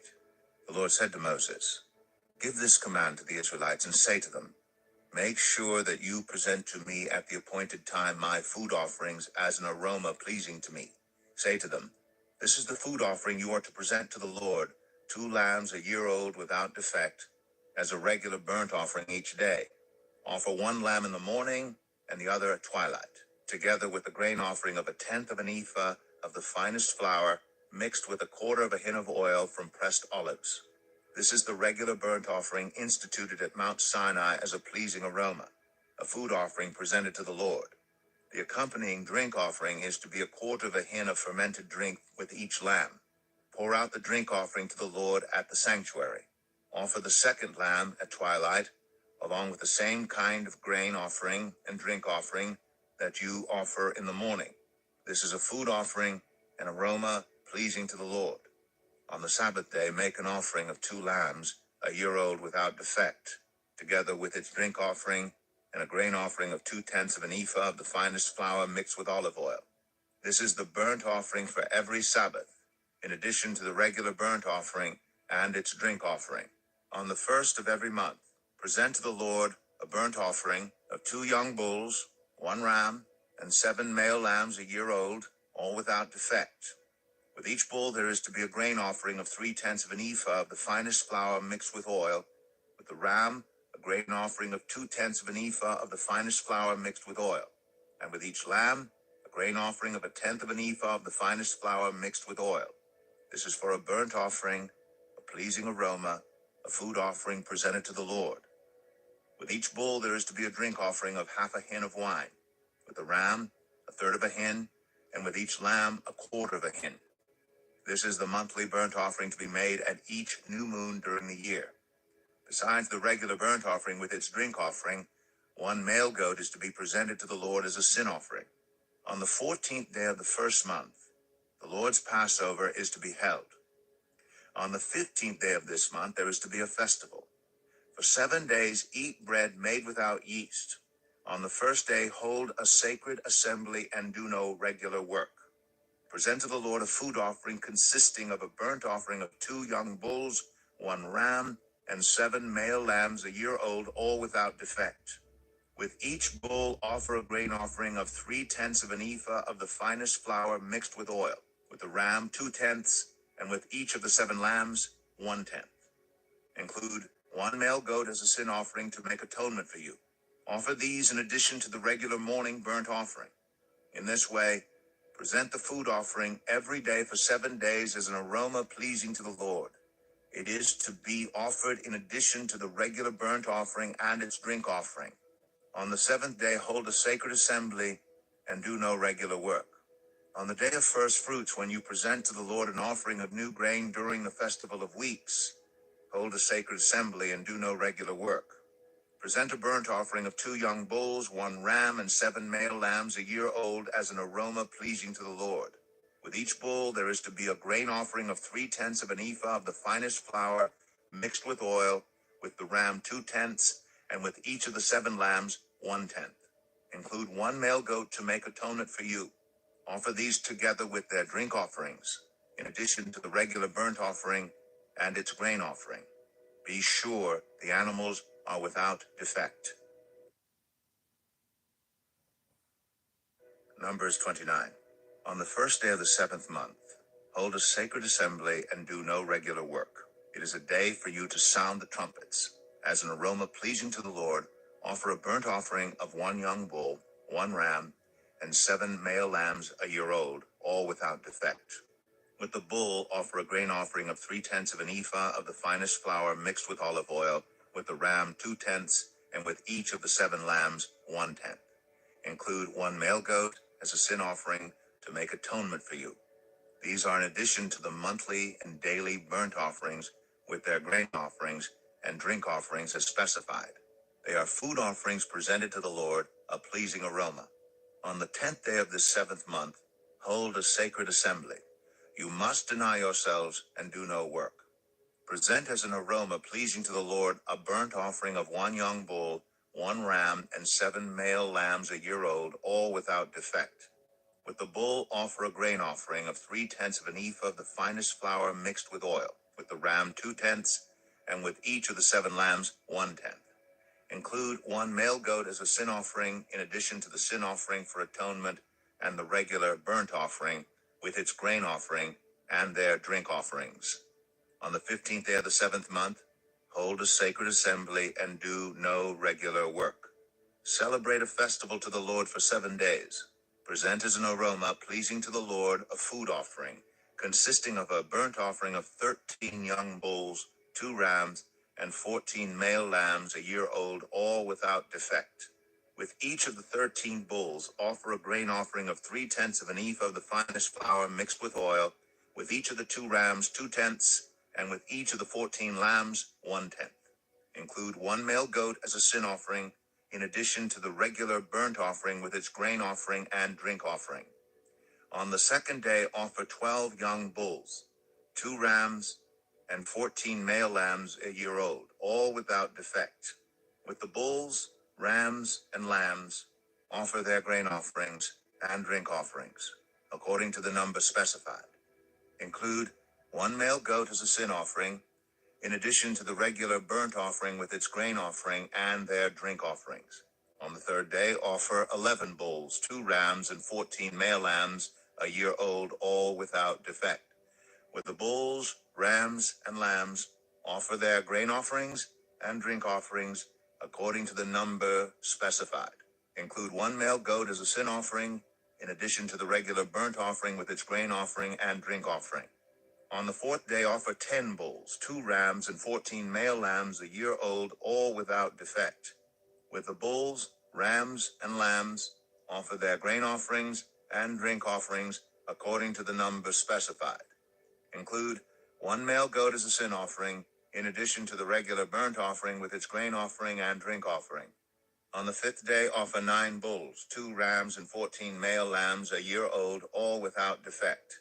With the bulls, rams, and lambs, offer their grain offerings and drink offerings according to the number specified. Include 1 male goat as a sin offering, in addition to the regular burnt offering with its grain offering and drink offering. On the 6th day, offer 8 bulls, 2 rams, and 14 male lambs a year old, all without defect. With the bulls, rams, and lambs, offer their grain offerings and drink offerings according to the number specified. Include 1 male goat as a sin offering, in addition to the regular burnt offering with its grain offering and drink offering. On the 7th day, offer 7 bulls, 2 rams, and 14 male lambs a year old, all without defect. With the bulls, rams, and lambs, offer their grain offerings and drink offerings according to the number specified. Include 1 male goat as a sin offering, in addition to the regular burnt offering with its grain offering and drink offering. On the 8th day, hold a closing special assembly and do no regular work. Present as an aroma pleasing to the Lord a food offering consisting of a burnt offering of 1 bull, 1 ram, and 7 male lambs a year old, all without defect. With the bull, the ram, and the lambs, offer their grain offerings and drink offerings according to the number specified. Include 1 male goat as a sin offering, in addition to the regular burnt offering with its grain offering and drink offering. In addition to what you vow and your free will offerings, offer these to the Lord at your appointed festivals: your burnt offerings, grain offerings, drink offerings, and fellowship offerings. Moses told the Israelites all that the Lord commanded him. Numbers 30. Moses said to the heads of the tribes of Israel, "This is what the Lord commands. When a man makes a vow to the Lord or takes an oath to obligate himself by a pledge, he must not break his word, but must do everything he said. When a young woman still living in her father's household makes a vow to the Lord or obligates herself by a pledge, and her father hears about her vow or pledge but says nothing to her, then all her vows and every pledge by which she obligated herself will stand. But if her father forbids her when he hears about it, none of her vows or the pledges by which she obligated herself will stand. The Lord will release her because her father has forbidden her. If she marries after she makes a vow, or after her lips utter a rash promise by which she obligates herself, and her husband hears about it but says nothing to her, then her vows or the pledges by which she obligated herself will stand. But if her husband forbids her when he hears about it, he nullifies the vow that obligates her or the rash promise by which she obligates herself, and the Lord will release her. Any vow or obligation taken by a widow or divorced woman will be binding on her. If a woman living with her husband makes a vow or obligates herself by a pledge under oath, and her husband hears about it but says nothing to her and does not forbid her, then all her vows or the pledges by which she obligated herself will stand. But if her husband nullifies them when he hears about them, the pledges that came from her lips will stand. Her husband has nullified them, and the Lord will release her. Her husband may confirm or nullify any vow she makes or any sworn pledge to deny herself. But if her husband says nothing to her about it from day to day, then he confirms all her vows or the pledges binding on her. He confirms them by saying nothing to her when he hears about them. If, however, he nullifies them sometime after he hears about them, then he must bear the consequences of her wrongdoing. These are the regulations the Lord gave Moses concerning relationships between a man and his wife, and between a father and his young daughter still living at home. Numbers 31. The Lord said to Moses, "Take vengeance on the Midianites for the Israelites. After that, you will be gathered to your people." So Moses said to the people, "Arm some of your men to go to war against the Midianites so that they may carry out the Lord's vengeance on them. Send into battle 1,000 men from each of the tribes of Israel." So 12,000 men armed for battle. 1,000 from each tribe were supplied from the clans of Israel. Moses sent them into battle, 1,000 from each tribe, along with Phinehas, son of Eleazar the priest, who took with him articles from the sanctuary and the trumpets for signaling. They fought against Midian, as the Lord commanded Moses, and killed every man. Among their victims were Evi, Rechem, Zur, Hur, and Reba, the 5 kings of Midian. They also killed Balaam, son of Beor, with the sword. The Israelites captured the Midianite women and children and took all the Midianite herds, flocks, and goods as plunder. They burned all the towns where the Midianites had settled, as well as all their camps. They took all the plunder and spoils, including the people and animals, and brought the captives, spoils, and plunder to Moses and Eleazar the priest, and the Israelite assembly, at their camp on the plains of Moab, by the Jordan, across from Jericho. Moses, Eleazar the priest, and all the leaders of the community went to meet them outside the camp. Moses was angry with the officers of the army, the commanders of thousands and commanders of hundreds, who returned from the battle. "Have you allowed all the women to live?" he asked them. They were the ones who followed Balaam's advice and enticed the Israelites to be unfaithful to the Lord in the Peor incident, so that a plague struck the Lord's people. Now kill all the boys, and kill every woman who has slept with a man, but save for yourselves every girl who has never slept with a man. Anyone who has killed someone or touched someone who was killed must stay outside the camp 7 days. On the 3rd and 7th days, you must purify yourselves and your captives. Purify every garment as well as everything made of leather, goat hair, or wood. Then Eleazar the priest said to the soldiers who had gone into battle, "This is what is required by the law that the Lord gave Moses. Gold, silver, bronze, iron, tin, lead, and anything else that can withstand fire must be put through the fire, and then it will be clean. But it must also be purified with the water of cleansing. And whatever cannot withstand fire must be put through that water. On the 7th day, wash your clothes, and you will be clean. Then you may come into the camp." The Lord said to Moses, "You and Eleazar the priest and the family heads of the community are to count all the people and animals that were captured. Divide the spoils equally between the soldiers who took part in the battle and the rest of the community. From the soldiers who fought in the battle, set apart as tribute for the Lord 1 out of every 500, whether people, cattle, donkeys, or sheep. Take this tribute from their half share and give it to Eleazar the priest as the Lord's part. From the Israelites' half, select 1 out of every 50, whether people, cattle, donkeys, sheep, or other animals. Give them to the Levites, who are responsible for the care of the Lord's tabernacle." So Moses and Eleazar the priest did as the Lord commanded Moses. The plunder remaining from the spoils that the soldiers took was 675,000 sheep, 72,000 cattle, 61,000 donkeys, and 32,000 women who had never slept with a man.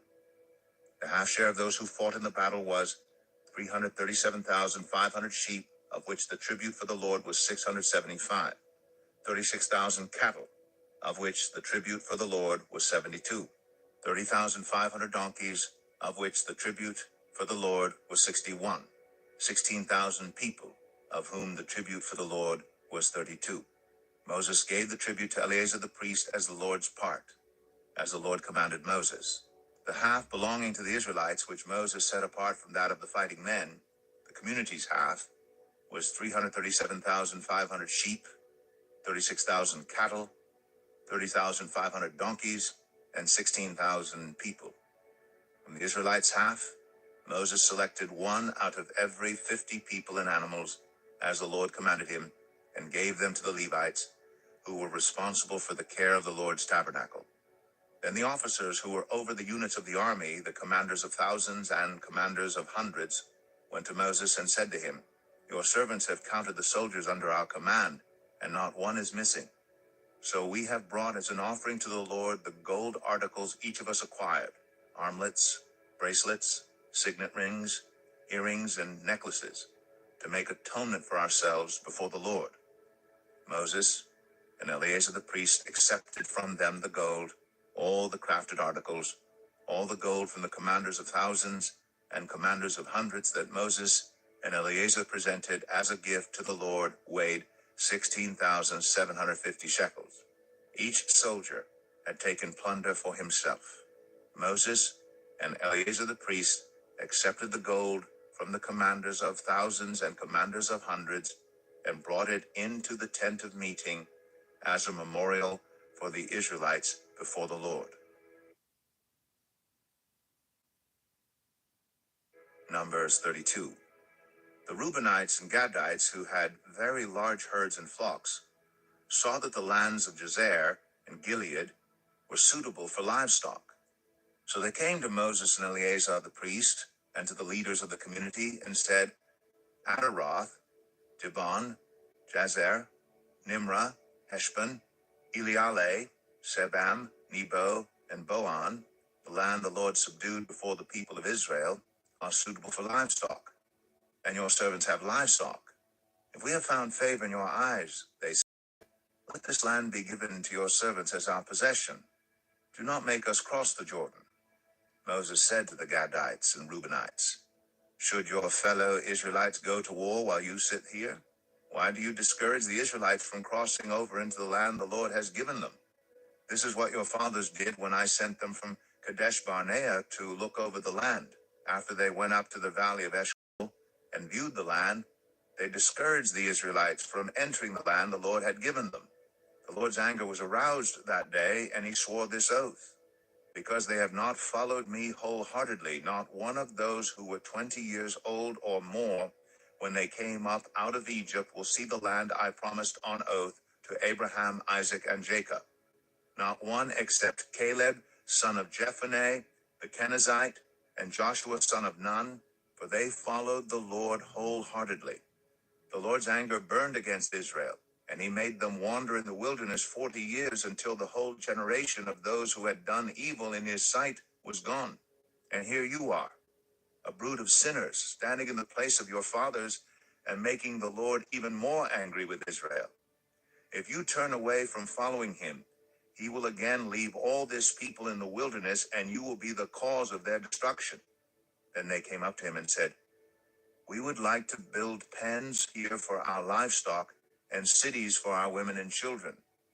But we will arm ourselves for battle and go ahead of the Israelites until we have brought them to their place. Meanwhile, our women and children will live in fortified cities for protection from the inhabitants of the land. We will not return to our homes until each of the Israelites has received their inheritance. We will not receive any inheritance with them on the other side of the Jordan, because our inheritance has come to us on the east side of the Jordan. Then Moses said to them, if you will do this, if you will arm yourselves before the Lord for battle, and if all of you who are armed cross over the Jordan before the Lord until he has driven his enemies out before him, then when the land is subdued before the Lord, you may return and be free from your obligation to the Lord and to Israel. And this land will be your possession before the Lord. But if you fail to do this, you will be sinning against the Lord, and you may be sure that your sin will find you out. Build cities for your women and children, and pens for your flocks, but do what you have promised. The Gadites and Reubenites said to Moses, we, your servants, will do as our Lord commands. Our children and wives, our flocks and herds, will remain here in the cities of Gilead. But your servants, every man who is armed for battle, will cross over to fight before the Lord, just as our Lord says. Then Moses gave orders about them to Eleazar the priest and Joshua son of Nun, and to the family heads of the Israelite tribes. He said to them, if the Gadites and Reubenites, every man armed for battle, cross over the Jordan with you before the Lord, then when the land is subdued before you, you must give them the land of Gilead as their possession. But if they do not cross over with you armed, they must accept their possession with you in Canaan. The Gadites and Reubenites answered, your servants will do what the Lord has said. We will cross over before the Lord into Canaan armed, but the property we inherit will be on this side of the Jordan. Then Moses gave to the Gadites, the Reubenites, and the half-tribe of Manasseh, son of Joseph, the kingdom of Sihon, king of the Amorites, and the kingdom of Og, king of Bashan, the whole land with its cities and the territory around them. The Gadites built up Dibon, Adaroth, Aroer, Atroth, Shofan, Jazer, Jogbehah, Beth Nimrah, and Beth Haran as fortified cities, and built pens for their flocks. And the Reubenites rebuilt Heshbon, Elealeh, and Kiriathaim, as well as Nebo and Baal-meon. These names were changed, and Sibmah. They gave names to the cities they rebuilt. The descendants of Machir, son of Manasseh, went to Gilead, captured it, and drove out the Amorites who were there. So Moses gave Gilead to the Machirites, the descendants of Manasseh, and they settled there.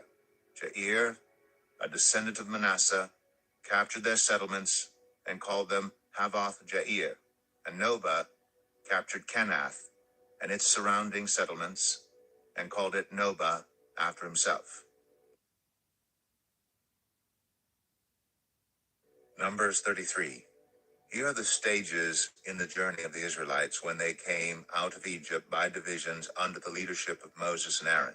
At the Lord's command, Moses recorded the stages in their journey. This is their journey by stages. The Israelites set out from Ramses on the 15th day of the first month, the day after the Passover.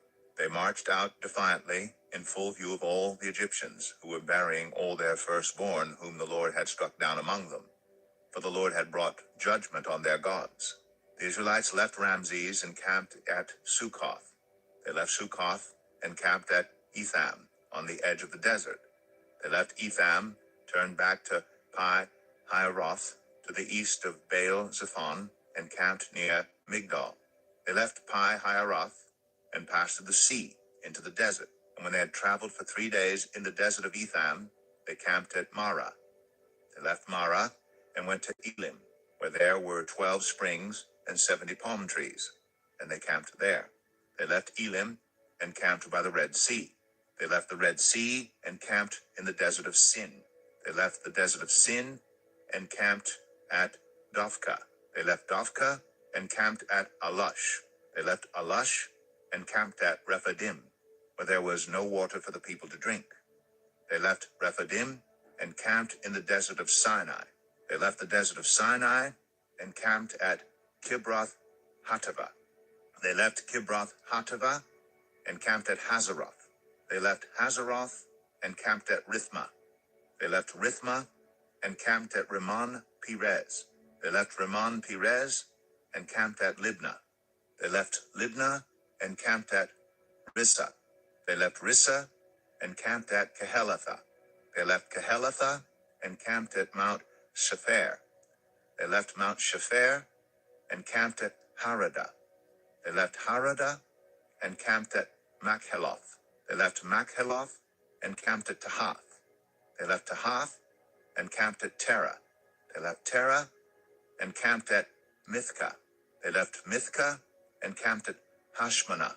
They left Hashmanah and camped at Moseroth. They left Moseroth and camped at Bnei Jacan. They left Bnei Jacan and camped at Hor Haggidgad. They left Hor Haggidgad and camped at Jotbathah. They left Jotbathah and camped at Abrona. They left Abrona and camped at Ezion Geber.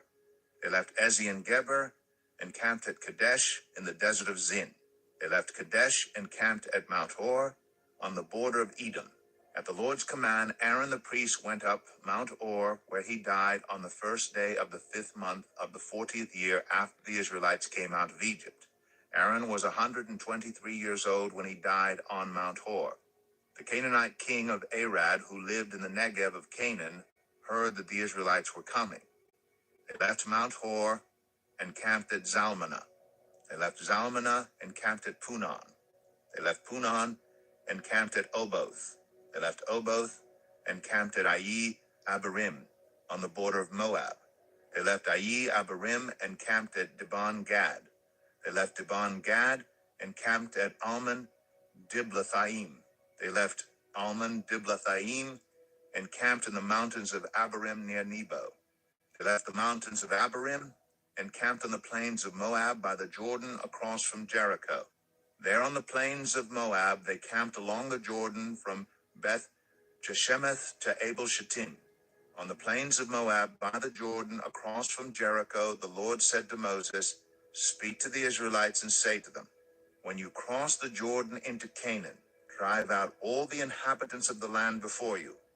Destroy all their carved images and their cast idols and demolish all their high places. Take possession of the land and settle in it, for I have given you the land to possess. Distribute the land by lot according to your clans.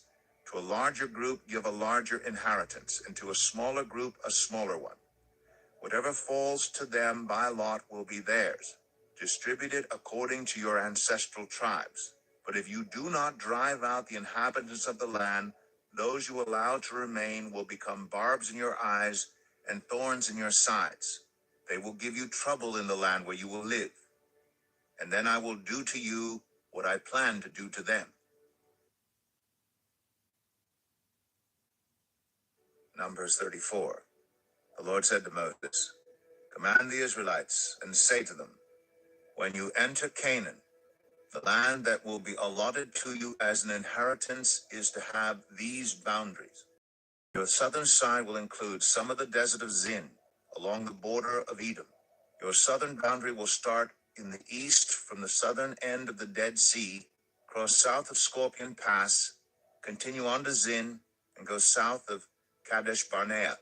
Then it will go to Hazar Adar and over to Asmon, where it will turn, join the Wadi of Egypt, and end at the Mediterranean Sea. Your western boundary will be the coast of the Mediterranean Sea. This will be your boundary on the west. For your northern boundary, run a line from the Mediterranean Sea to Mount Hor, and from Mount Hor to Lebo Hamath. Then the boundary will go to Zedad, continue to Ziphron, and end at Hazar Enan. This will be your boundary on the north. For your eastern boundary, run a line from Hazar Enan to Shepham. The boundary will go down from Shepham to Riblah on the east side of Ain, and continue along the slopes east of the Sea of Galilee. Then the boundary will go down along the Jordan and end at the Dead Sea. This will be your land with its boundaries on every side." Moses commanded the Israelites, "Assign this land by lot as an inheritance. The Lord has ordered that it be given to the 9.5 tribes, because the families of the tribe of Reuben, the tribe of Gad, and the half-tribe of Manasseh have received their inheritance. These 2.5 tribes have received their inheritance east of the Jordan, across from Jericho toward the sunrise." The Lord said to Moses, "These are the names of the men who are to assign the land for you as an inheritance: Eleazar the priest and Joshua son of Nun, and appoint one leader from each tribe to help assign the land. These are their names: Caleb, son of Jephunneh, from the tribe of Judah; Shemuel, son of Ammihud from the tribe of Simeon, Elidad, son of Kislon, from the tribe of Benjamin, Bukai, son of Joglai, a leader from the tribe of Dan, Haniel, son of Ephod, the leader from the tribe of Manasseh, son of Joseph, Kemuel, son of Shiftan, the leader from the tribe of Ephraim, son of Joseph, Elizaphan, son of Parnak, the leader from the tribe of Zebulun, Paltiel, son of Azan, the leader from the tribe of Issachar, Ahihud, son of Shalomai, the leader from the tribe of Asher, Pedahel, son of Ammihud, the leader from the tribe of Naphtali. These are the men the Lord commanded to assign the inheritance to the Israelites in the land of Canaan. Numbers 35. On the plains of Moab by the Jordan across from Jericho, the Lord said to Moses, "Command the Israelites to give the Levites towns to live in from the inheritance the Israelites will possess, and give them pasture lands around the towns. Then they will have towns to live in and pasture lands for the cattle they own and all their other animals. The pasture lands around the towns that you give the Levites will extend 1,000 cubits from the town wall. Outside the town, measure 2,000 cubits on the east side, 2,000 on the south side, and 2,000 on the west, and 2,000 on the north, with the town in the center. They will have this area as pasture land for the towns. 6 of the towns you give the Levites will be cities of refuge, to which a person who has killed someone may flee. In addition, give them 42 other towns. In all, you must give the Levites 48 towns, together with their pasture lands. The towns you give the Levites from the land the Israelites possess are to be given in proportion to the inheritance of each tribe. Take many towns from a tribe that has many, but few from one that has few." Then the Lord said to Moses, "Speak to the Israelites and say to them, when you cross the Jordan to Canaan, select some towns to be your cities of refuge, to which a person who has killed someone accidentally may flee. They will be places of refuge from the avenger, so that anyone accused of murder may not die before they stand trial before the assembly. These 6 towns you give will be your cities of refuge. Give 3 on this side of the Jordan, and 3 in Canaan as cities of refuge. These 6 towns will be a place of refuge for Israelites and for foreigners residing among them, so that anyone who has killed another accidentally can flee there. If anyone strikes someone a fatal blow with an iron object, that person is a murderer. The murderer is to be put to death. Or if anyone is holding a stone and strikes someone a fatal blow with it, that person is a murderer. The murderer is to be put to death. Or if anyone is holding a wooden object and strikes someone a fatal blow with it, that person is a murderer. The murderer is to be put to death. The avenger of blood shall put the murderer to death. When the avenger comes upon the murderer, the avenger shall put the murderer to death. If anyone with malice aforethought shoves another or throws something at them intentionally so that they die, or if out of enmity one person hits another with their fist so that the other dies, that person is to be put to death. That person is a murderer.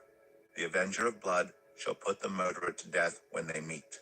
But if without enmity someone suddenly pushes another or throws something at them unintentionally, or without seeing them, drops on them a stone heavy enough to kill them, and they die, then since that other person was not an enemy and no harm was intended, the assembly must judge between the accused and the avenger of blood according to these regulations.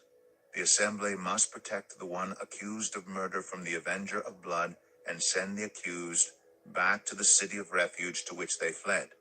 The accused must stay there until the death of the high priest, who was anointed with the holy oil. But if the accused ever goes outside the limits of the city of refuge to which they fled, and the avenger of blood finds them outside the city, the avenger of blood may kill the accused without being guilty of murder. The accused must stay in the city of refuge until the death of the high priest. Only after the death of the high priest may they return to their own property. This is to have the force of law for you throughout the generations to come, wherever you live. Anyone who kills a person is to be put to death as a murderer only on the testimony of witnesses. But no one is to be put to death on the testimony of only one witness. Do not accept a ransom for the life of a murderer. who deserves to die. They are to be put to death. Do not accept a ransom for anyone who has fled to a city of refuge, and so allow them to go back and live on their own land before the death of the high priest. Do not pollute the land where you are. Bloodshed pollutes the land. An atonement cannot be made for the land on which blood has been shed, except by the blood of the one who shed it. Do not defile the land where you live and where I dwell, for I, the Lord, dwell among the Israelites. Numbers 36. The family heads of the clan of Gilead, son of Machir, the son of Manasseh, who were from the clans of the descendants of Joseph, came and spoke before Moses and the leaders, the heads of the Israelite families. They said, "When the Lord commanded my Lord to give the land as an inheritance to the Israelites by lot, he ordered you to give the inheritance of our brother Zelophehad to his daughters. Now suppose they marry men from other Israelite tribes. Then their inheritance will be taken from our ancestral inheritance and added to that of the tribe they marry into. And so part of the inheritance allotted to us will be taken away. When the year of Jubilee for the Israelites comes, their inheritance will be added to that of the tribe into which they marry, and their property will be taken from the tribal inheritance of our ancestors." Then at the Lord's command, Moses gave this order to the Israelites. What the tribe of the descendants of Joseph is saying is right. This is what the Lord commands for Zelophehad's daughters. They may marry anyone they please, as long as they marry within their father's tribal clan. No tribe to another, for every Israelite shall keep the tribal inheritance of their ancestors. Every daughter who inherits land in any Israelite tribe must marry someone in her father's tribal clan, so that every Israelite will possess the inheritance of their ancestors. No inheritance may pass from one tribe to another, for each Israelite tribe is to keep the land it inherits. So Zelophehad's daughters did as the Lord commanded Moses. Zelophehad's daughters, Mahlah, Tirzah, Hoglah, Milcah, and Noah, married their cousins on their father's side. They married within the clans of the descendants of Manasseh, son of Joseph, and their inheritance remained in their father's tribe and clan. These are the commands and regulations the Lord gave through Moses to the Israelites on the plains of Moab by the Jordan, across from Jericho.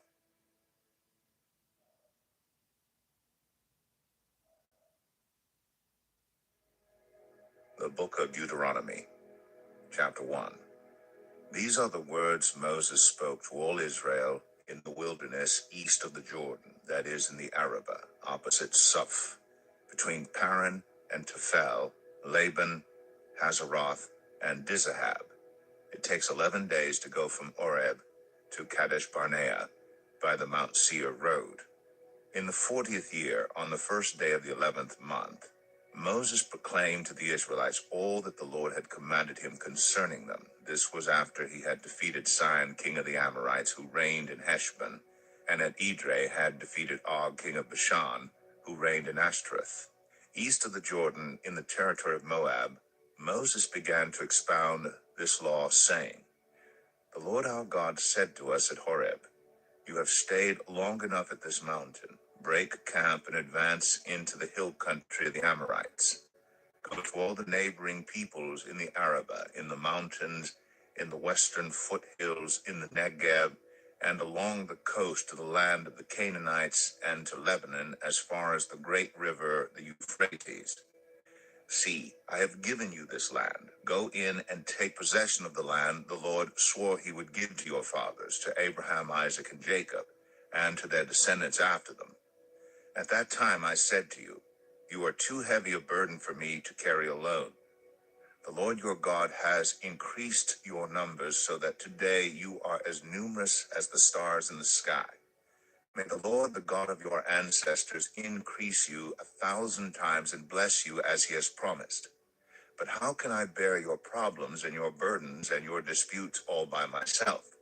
Choose some wise, understanding, and respected men from each of your tribes, and I will set them over you." You answered me, "What you propose to do is good." So I took the leading men of your tribes, wise and respected men, and appointed them to have authority over you as commanders of thousands, of hundreds, of fifties, and of tens, and as tribal officials. And I charged your judges at that time, hear the disputes between your people and judge fairly, whether the case is between two Israelites or between an Israelite and a foreigner residing among you. Do not show partiality in judging. Hear both small and great alike. Do not be afraid of anyone, for judgment belongs to God. Bring me any case too hard for you, and I will hear it. And at that time, I told you everything you were to do. Then as the Lord our God commanded us, we set out from Horeb, and went toward the hill country of the Amorites through all that vast and dreadful wilderness that you have seen, and so we reached Kadesh Barnea. Then I said to you, you have reached the hill country of the Amorites, which the Lord our God is giving us. See, the Lord your God has given you the land. Go up and take possession of it as the Lord, the God of your ancestors, told you. Do not be afraid, do not be discouraged. Then all of you came to me and said, let us send men ahead to spy out the land for us and bring back a report about the route we are to take and the towns we will come to. The idea seemed good to me, so I selected 12 of you, one man from each tribe. They left and went up into the hill country and came to the valley of Eshcol and explored it, taking with them some of the fruit of the land. They brought it down to us and reported, it is a good land that the Lord our God is giving us. But you were unwilling to go up. You rebelled against the command of the Lord your God. You grumbled in your tents and said, the Lord hates us. So he brought us out of Egypt to deliver us into the hands of the Amorites to destroy us. Where can we go? Our brothers have made our hearts melt in fear. They say, the people are stronger and taller than we are. The cities are large, with walls up to the sky. We even saw the Anakites there. Then I said to you, do not be terrified, do not be afraid of them. The Lord your God who is going before you will fight for you, as he did for you in Egypt, before your very eyes in the wilderness. There you saw how the Lord your God carried you as a father carries his son. All the way you went until you reached this place. In spite of this, you did not trust in the Lord your God, who went ahead of you on your journey, in fire by night and in a cloud by day, to search out places for you to camp and to show you the way you should go. When the Lord heard what you said, he was angry and solemnly swore, no one from this evil generation shall see the good land I swore to give your ancestors, except Caleb son of Jephunneh. He will see it, and I will give him and his descendants the land he set his feet on, because he followed the Lord wholeheartedly. Because of you, the Lord became angry with me also and said, you shall not enter it either. But your assistant Joshua son of Nun will enter it. Encourage him, because he will lead Israel to inherit it. And the little ones that you said would be taken captive, your children who do not yet know good from bad, they will enter the land. I will give it to them, and they will take possession of it. But as for you, turn around and set out toward the desert along the route to the Red Sea. Then you replied, we have sinned against the Lord. We will go up and fight, as the Lord our God commanded us. So every one of you put on his weapons, thinking it easy to go up into the hill country. But the Lord said to me, tell them, do not go up and fight, because I will not be with you. You will be defeated by your enemies. So I told you, but you would not listen. You rebelled against the Lord's command, and in your arrogance you marched up into the hill country. The Amorites who lived in those hills came out against you. They chased you like a swarm of bees and beat you down from Seir all the way to Hormah. You came back and wept before the Lord, but he paid no attention to your weeping and turned a deaf ear to you. And so you stayed in Kadesh many days, all the time you spent there. Deuteronomy 2. Then we turned back and set out toward the wilderness along the route to the Red Sea, as the Lord had directed me. For a long time we made our way around the hill country of Seir. Then the Lord said to me, you have made your way around this hill country long enough. Now turn north. Give the people these orders. You are about to pass through the territory of your relatives, the descendants of Esau who live in Seir. They will be afraid of you, but be very careful. Do not provoke them to war, for I will not give you any of their land, not even enough to put your foot on. I have given Esau the hill country of Seir as his own. You are to pay them in silver for the food you eat and the water you drink. The Lord your God has blessed you in all the work of your hands. He has watched over your journey through this vast wilderness. These 40 years the Lord your God has been with you, and you have not lacked anything.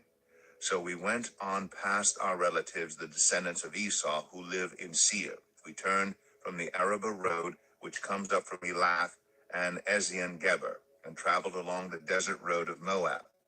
Then the Lord said to me, do not harass the Moabites or provoke them to war, for I will not give you any part of their land.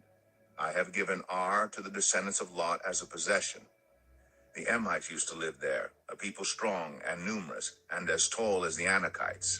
Like the Anakites, they too were considered Rephaites, but the Moabites called them Emites. Horites used to live in Seir, but the descendants of Esau drove them out. They destroyed the Horites from before them and settled in their place, just as Israel did in the land the Lord gave them as their possession. And the Lord said, now get up and cross the Zered Valley. So we crossed the valley. 38 years passed from the time we left Kadesh Barnea until we crossed the Zered Valley. By then, that entire generation of fighting men had perished from the camp, as the Lord had sworn to them. The Lord's hand was against them until he had completely eliminated them from the camp. Now, when the last of these fighting men among the people had died, the Lord said to me, today you are to pass by the region of Moab at Ar. When you come to the Ammonites, do not harass them or provoke them to war, for I will not give you possession of any land belonging to the Ammonites. I have given it as a possession to the descendants of Lot. That too was considered a land of the Rephaites, who used to live there, but the Ammonites called them Zazumites. They were a people strong and numerous and as tall as the Anakites. The Lord destroyed them from before the Ammonites, who drove them out and settled in their place. The Lord had done the same for the descendants of Esau, who lived in Seir, when he destroyed the Horites from before them. They drove them out and had lived in their place to this day. And as for the Avites, who lived in villages as far as Gaza, the Caphtorites, coming out from Caphtor, destroyed them and settled in their place. Set out now and cross the Arnon Gorge. See, I have given into your hands Sihon the Amorite, king of Heshbon, and his country. Begin to take possession of it and engage him in battle. This very day I will begin to put the terror and fear of you on all the nations under heaven. They will hear reports of you and will tremble and be in anguish because of you. From the desert of Kedemoth, I sent messengers to Sihon, king of Heshbon, offering peace and saying, let us pass through your country. We will stay on the main road. We will not turn aside to the right or to the left. Sell us food to eat and water to drink for their price in silver. Only let us pass through on foot, as the descendants of Esau who live in Seir and the Moabites who live in Ar did for us, until we cross the Jordan into the land the Lord our God is giving us. But Sihon, king of Heshbon, refused to let us pass through, for the Lord your God had made his spirit stubborn and his heart obstinate in order to give him into your hands, as he has now done. The Lord said to me, see, I have begun to deliver Sihon and his country over to you. Now begin to conquer and possess his land. When Sihon and all his army came out to meet us in battle at Jahaz, the Lord our God delivered him over to us, and we struck him down, together with his sons and his whole army. At that time we took all his towns and completely destroyed them, men, women, and children. We left no survivors. But the livestock and the plunder from the towns we had captured we carried off for ourselves. From Aroer on the rim of the Arnon Gorge, and from the town in the gorge, even as far as Gilead, not one town was too strong for us. The Lord our God gave us all of them. But in accordance with the command of the Lord our God, you did not encroach on any of the land of the Ammonites, neither the land along the course of the Jabbok, nor that around the towns in the hills. Deuteronomy 3. Next we turned and went up along the road toward Bashan, and Og, king of Bashan, with his whole army marched out to meet us in battle at Edrei. The Lord said to me, do not be afraid of him, for I have delivered him into your hands, along with his whole army and his land. Do to him what you did to Sihon, king of the Amorites, who reigned in Heshbon. So the Lord our God also gave into our hands Og, king of Bashan, and all his army. We struck them down, leaving no survivors. At that time we took all his cities. There was not one of the 60 cities that we did not take from them. The whole region of Argob, Og's kingdom in Bashan.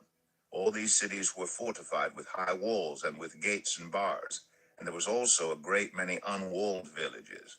We completely destroyed them, as we had done with Sihon, king of Heshbon, destroying every city, men, women, and children. But all the livestock and the plunder from their cities we carried off for ourselves.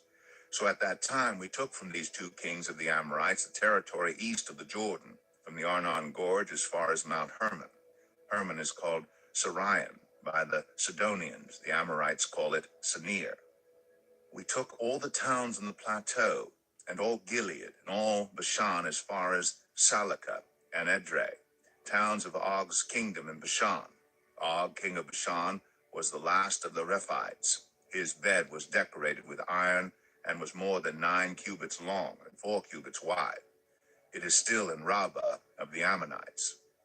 Of the land that we took over at that time, I gave the Reubenites and the Gadites the territory north of Aroer by the Arnon Gorge, including half the hill country of Gilead, together with its towns. The rest of Gilead, and also all of Bashan, the kingdom of Og, I gave to the half-tribe of Manasseh. The whole region of Argob in Bashan used to be known as a land of the Rephites. Jair, a descendant of Manasseh, took the whole region of Argob as far as the border of the Geshurites and the Maacathites. It was named after him, so that to this day Bashan is called Havoth Jair. And I gave Gilead to Machir, but to the Reubenites and the Gadites I gave the territory extending from Gilead down to the Arnon Gorge, the middle of the gorge being the border, and out to the Jabbok River, which is the border of the Ammonites. Its western border was the Jordan in the Arabah, from Kinnereth to the Sea of the Arabah, that is the Dead Sea, below the slopes of Pisgah. I commanded you at that time, the Lord your God has given you this land to take possession of it, but all your able-bodied men, armed for battle, must cross over ahead of the other Israelites. However, your wives, your children, and your livestock, I know you have much livestock, may stay in the towns I have given you until the Lord gives rest to your fellow Israelites as he has to you. And they too have taken over the land that the Lord your God is giving them across the Jordan. After that, each of you may go back to the possession I have given you. At that time I commanded Joshua, you have seen with your own eyes all that the Lord your God has done to these two kings. The Lord will do the same to all the kingdoms over there where you are going. Do not be afraid of them. The Lord your God himself will fight for you. At that time I pleaded with the Lord, Sovereign Lord, you have begun to show to your servant your greatness and your strong hand. For what God is there in heaven or on earth who can do the deeds and mighty works you do? Let me go over and see the good land beyond the Jordan, that fine hill country and Lebanon. But because of you, the Lord was angry with me and would not listen to me. That is enough, the Lord said. Do not speak to me any more about this matter. Go up to the top of Pisgah and look west and north and south and east. Look at the land with your own eyes, since you are not going to cross this Jordan. But commission Joshua and encourage and strengthen him, for he will lead this people across and will cause them to inherit the land that you will see. So we stayed in the valley near Beth Peor. Deuteronomy 4. Now Israel, hear the decrees and laws I am about to teach you. Follow them so that you may live and may go in and take possession of the land the Lord, the God of your ancestors, is giving you. Do not add to what I command you, and do not subtract from it, but keep the commands of the Lord your God that I give you. You saw with your own eyes what the Lord did at Baal Peor. The Lord your God destroyed from among you everyone who followed the Baal of Peor. But all of you who held fast to the Lord your God are still alive today. See, I have taught you decrees and laws as the Lord my God commanded me, so that you may follow them in the land you are entering to take possession of it. Observe them carefully, for this will show your wisdom and understanding to the nations, who will hear about all these decrees and say, surely this great nation is a wise and understanding people. What other nation is so great as to have their gods near them the way the Lord our God is near us whenever we pray to him? And what other nation is so great as to have such righteous decrees and laws as this body of laws I am setting before you today? Only be careful and watch yourselves closely so that you do not forget the things your eyes have seen or let them fade from your heart as long as you live. Teach them to your children and to their children after them.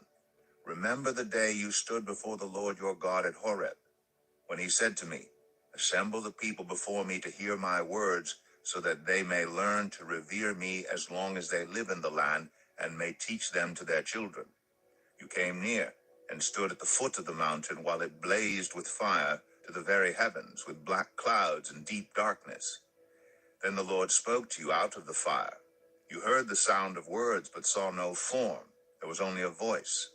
He declared to you his covenant, the 10 Commandments, which he commanded you to follow, and then wrote them on 2 stone tablets. And the Lord directed me at that time to teach you the decrees and laws you are to follow in the land that you are crossing the Jordan to possess. You saw no form of any kind the day the Lord spoke to you at Horeb out of the fire. Therefore watch yourselves very carefully, so that you do not become corrupt and make for yourselves an idol, an image of any shape, whether formed like a man or a woman, or like any animal on earth, or any bird that flies in the air, or like any creature that moves along the ground, or any fish in the waters below. And when you look up to the sky and see the sun, the moon, and the stars, all the heavenly array, do not be enticed into bowing down to them and worshiping things the Lord your God has apportioned to all the nations under heaven. But as for you, the Lord took you and brought you out of the iron smelting furnace, out of Egypt, to be the people of his inheritance, as you now are. The Lord was angry with me because of you, and he solemnly swore that I would not cross the Jordan and enter the good land the Lord your God is giving you as your inheritance. I will die in this land. I will not cross the Jordan. But you are about to cross over and take possession of that good land. Be careful not to forget the covenant of the Lord your God that he made with you. Do not make for yourselves an idol in the form of anything the Lord your God has forbidden. For the Lord your God is a consuming fire, a jealous God. After you have had children and grandchildren and have lived in the land a long time, if you then become corrupt and make any kind of idol, doing evil in the eyes of the Lord your God and arousing his anger, I call the heavens and the earth as witnesses against you this day, that you will quickly perish from the land that you are crossing the Jordan to possess. You will not live there long, but will certainly be destroyed. The Lord will scatter you among the peoples, and only a few of you will survive among the nations to which the Lord will drive you. There you will worship man-made gods of wood and stone, which cannot see or hear or eat or smell. But if from there you seek the Lord your God, you will find him, if you seek him with all your heart and with all your soul. When you are in distress, and all these things have happened to you, then in later days you will return to the Lord your God and obey him. For the Lord your God is a merciful God. He will not abandon or destroy you or forget the covenant with your ancestors, which he confirmed to them by oath. Ask now about the former days long before your time, from the day God created human beings on the earth.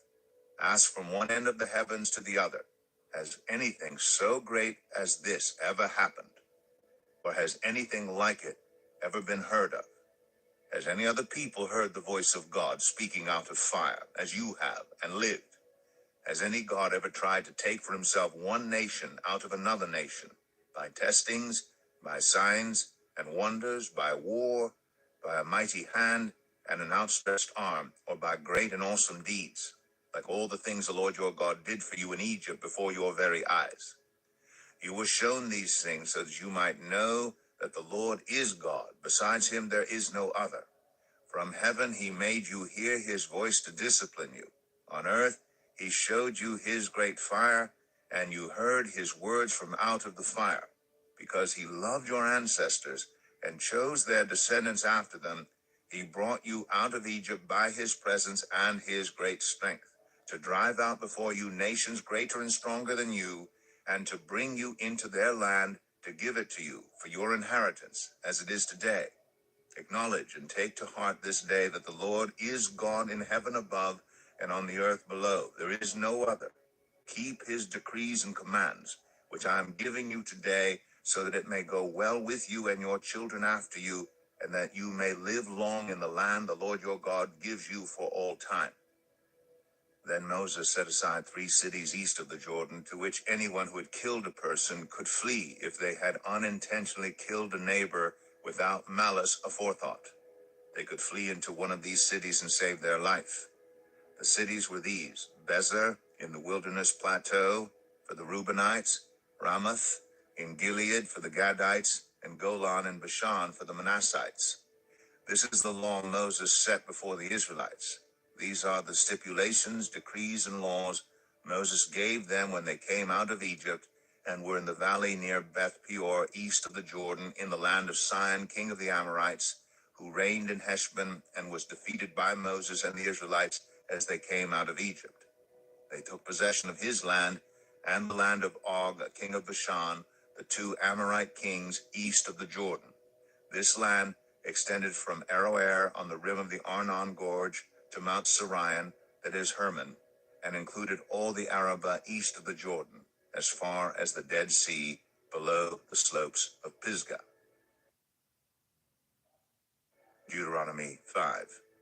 Moses summoned all Israel and said, "Hear, Israel, the decrees and laws I declare in your hearing today. Learn them and be sure to follow them. The Lord our God made a covenant with us at Horeb. It was not with our ancestors that the Lord made this covenant, but with us, with all of us who are alive here today. The Lord spoke to you face to face out of the fire on the mountain.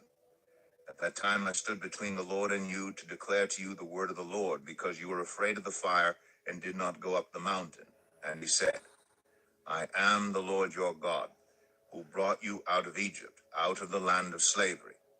You shall have no other gods before me. You shall not make for yourself an image in the form of anything in heaven above, or on the earth beneath, or in the waters below. You shall not bow down to them, or worship them.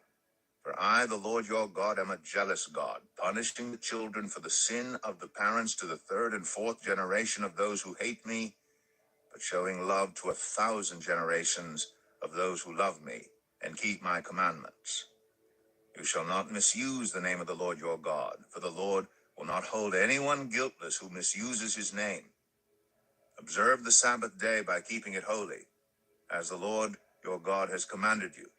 6 days you shall labor and do all your work, but the 7th day is a Sabbath to the Lord your God. On it you shall not do any work, neither you, nor your son or daughter, nor your male or female servant, nor your ox, your donkey, or any of your animals, nor any foreigner residing in your towns, so that your male and female servants may rest as you do.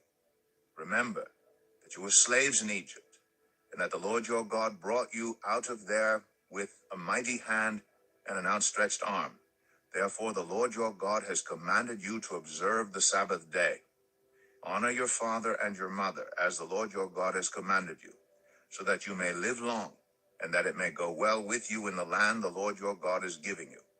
You shall not murder, you shall not commit adultery, you shall not steal, you shall not give false testimony against your neighbor, you shall not covet your neighbor's wife, you shall not set your desire on your neighbor's house or land, his male or female servant, his ox or donkey, or anything that belongs to your neighbor. These are the commandments the Lord proclaimed in a loud voice to your whole assembly there on the mountain from out of the fire, the cloud, and the deep darkness. And he added nothing more. Then he wrote them on 2 stone tablets and gave them to me.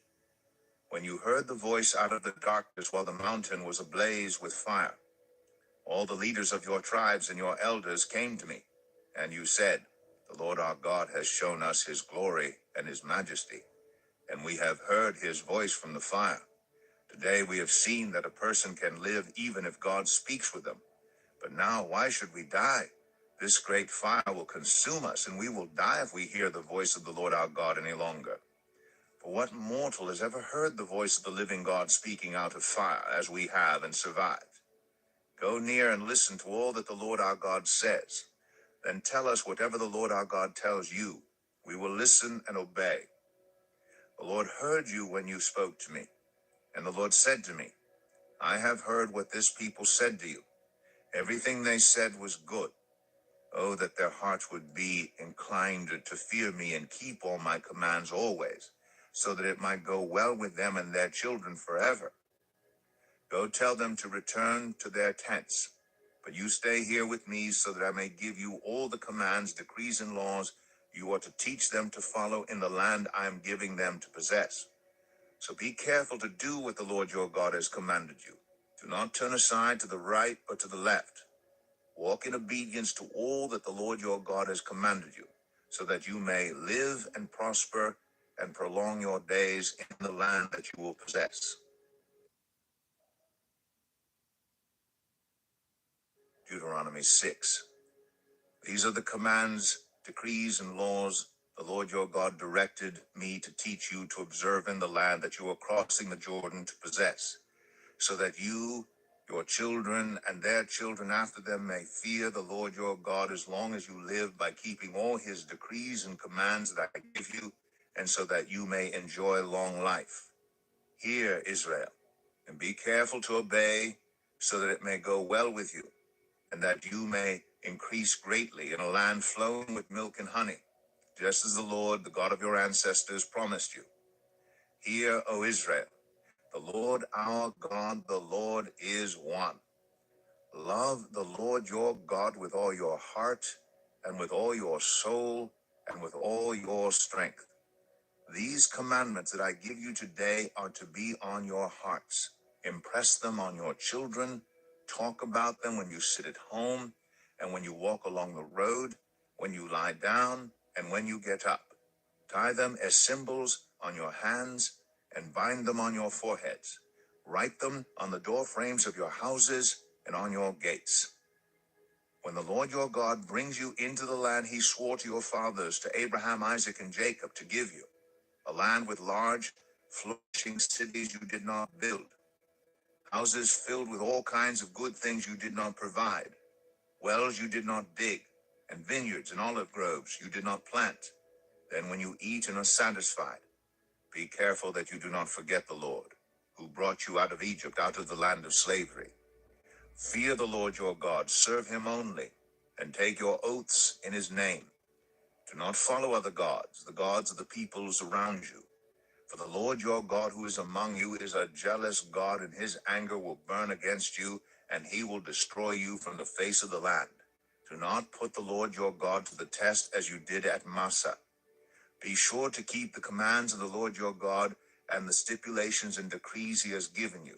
Do what is right and good in the Lord's sight, so that it may go well with you, and you may go in and take over the good land the Lord promised on oath to your ancestors, thrusting out all your enemies before you, as the Lord said. In the future, when your son asks you, what is the meaning of the stipulations, decrees, and laws the Lord our God has commanded you, tell him, we were slaves of Pharaoh in Egypt, but the Lord brought us out of Egypt with a mighty hand. Before our eyes the Lord sent signs and wonders, great and terrible, on Egypt and Pharaoh and his whole household. But he brought us out from there to bring us in and give us the land he promised on oath to our ancestors. The Lord commanded us to obey all these decrees and to fear the Lord our God, so that we might always prosper and be kept alive, as is the case today. And if we are careful to obey all this law before the Lord our God, as he has commanded us, that will be our righteousness. Deuteronomy 7. When the Lord your God brings you into the land you are entering to possess, and drives out before you many nations, the Hittites, Girgashites, Amorites, Canaanites, Perizzites, Hivites, and Jebusites, 7 nations larger and stronger than you.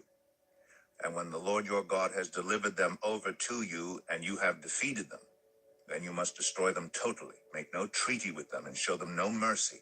Do not intermarry with them. Do not give your daughters to their sons or take their daughters for your sons, for they will turn your children away from following me to serve other gods. And the Lord's anger will burn against you and will quickly destroy you. This is what you are to do to them. Break down their altars, smash their sacred stones, cut down their Asherah poles, and burn their idols in the fire. For you are a people holy to the Lord your God. The Lord your God has chosen you out of all the peoples on the face of the earth to be his people, his treasured possession. The Lord did not set his affection on you and choose you because you were more numerous than other peoples, for you were the fewest of all peoples. But it was because the Lord loved you and kept the oath he swore to your ancestors that he brought you out with a mighty hand and redeemed you from the land of slavery, from the power of Pharaoh, king of Egypt. Know therefore that the Lord your God is God. He is the faithful God, keeping his covenant of love to 1,000 generations of those who love him and keep his commandments. But those who hate him, he will repay to their face by destruction. He will not be slow to repay to their face those who hate him.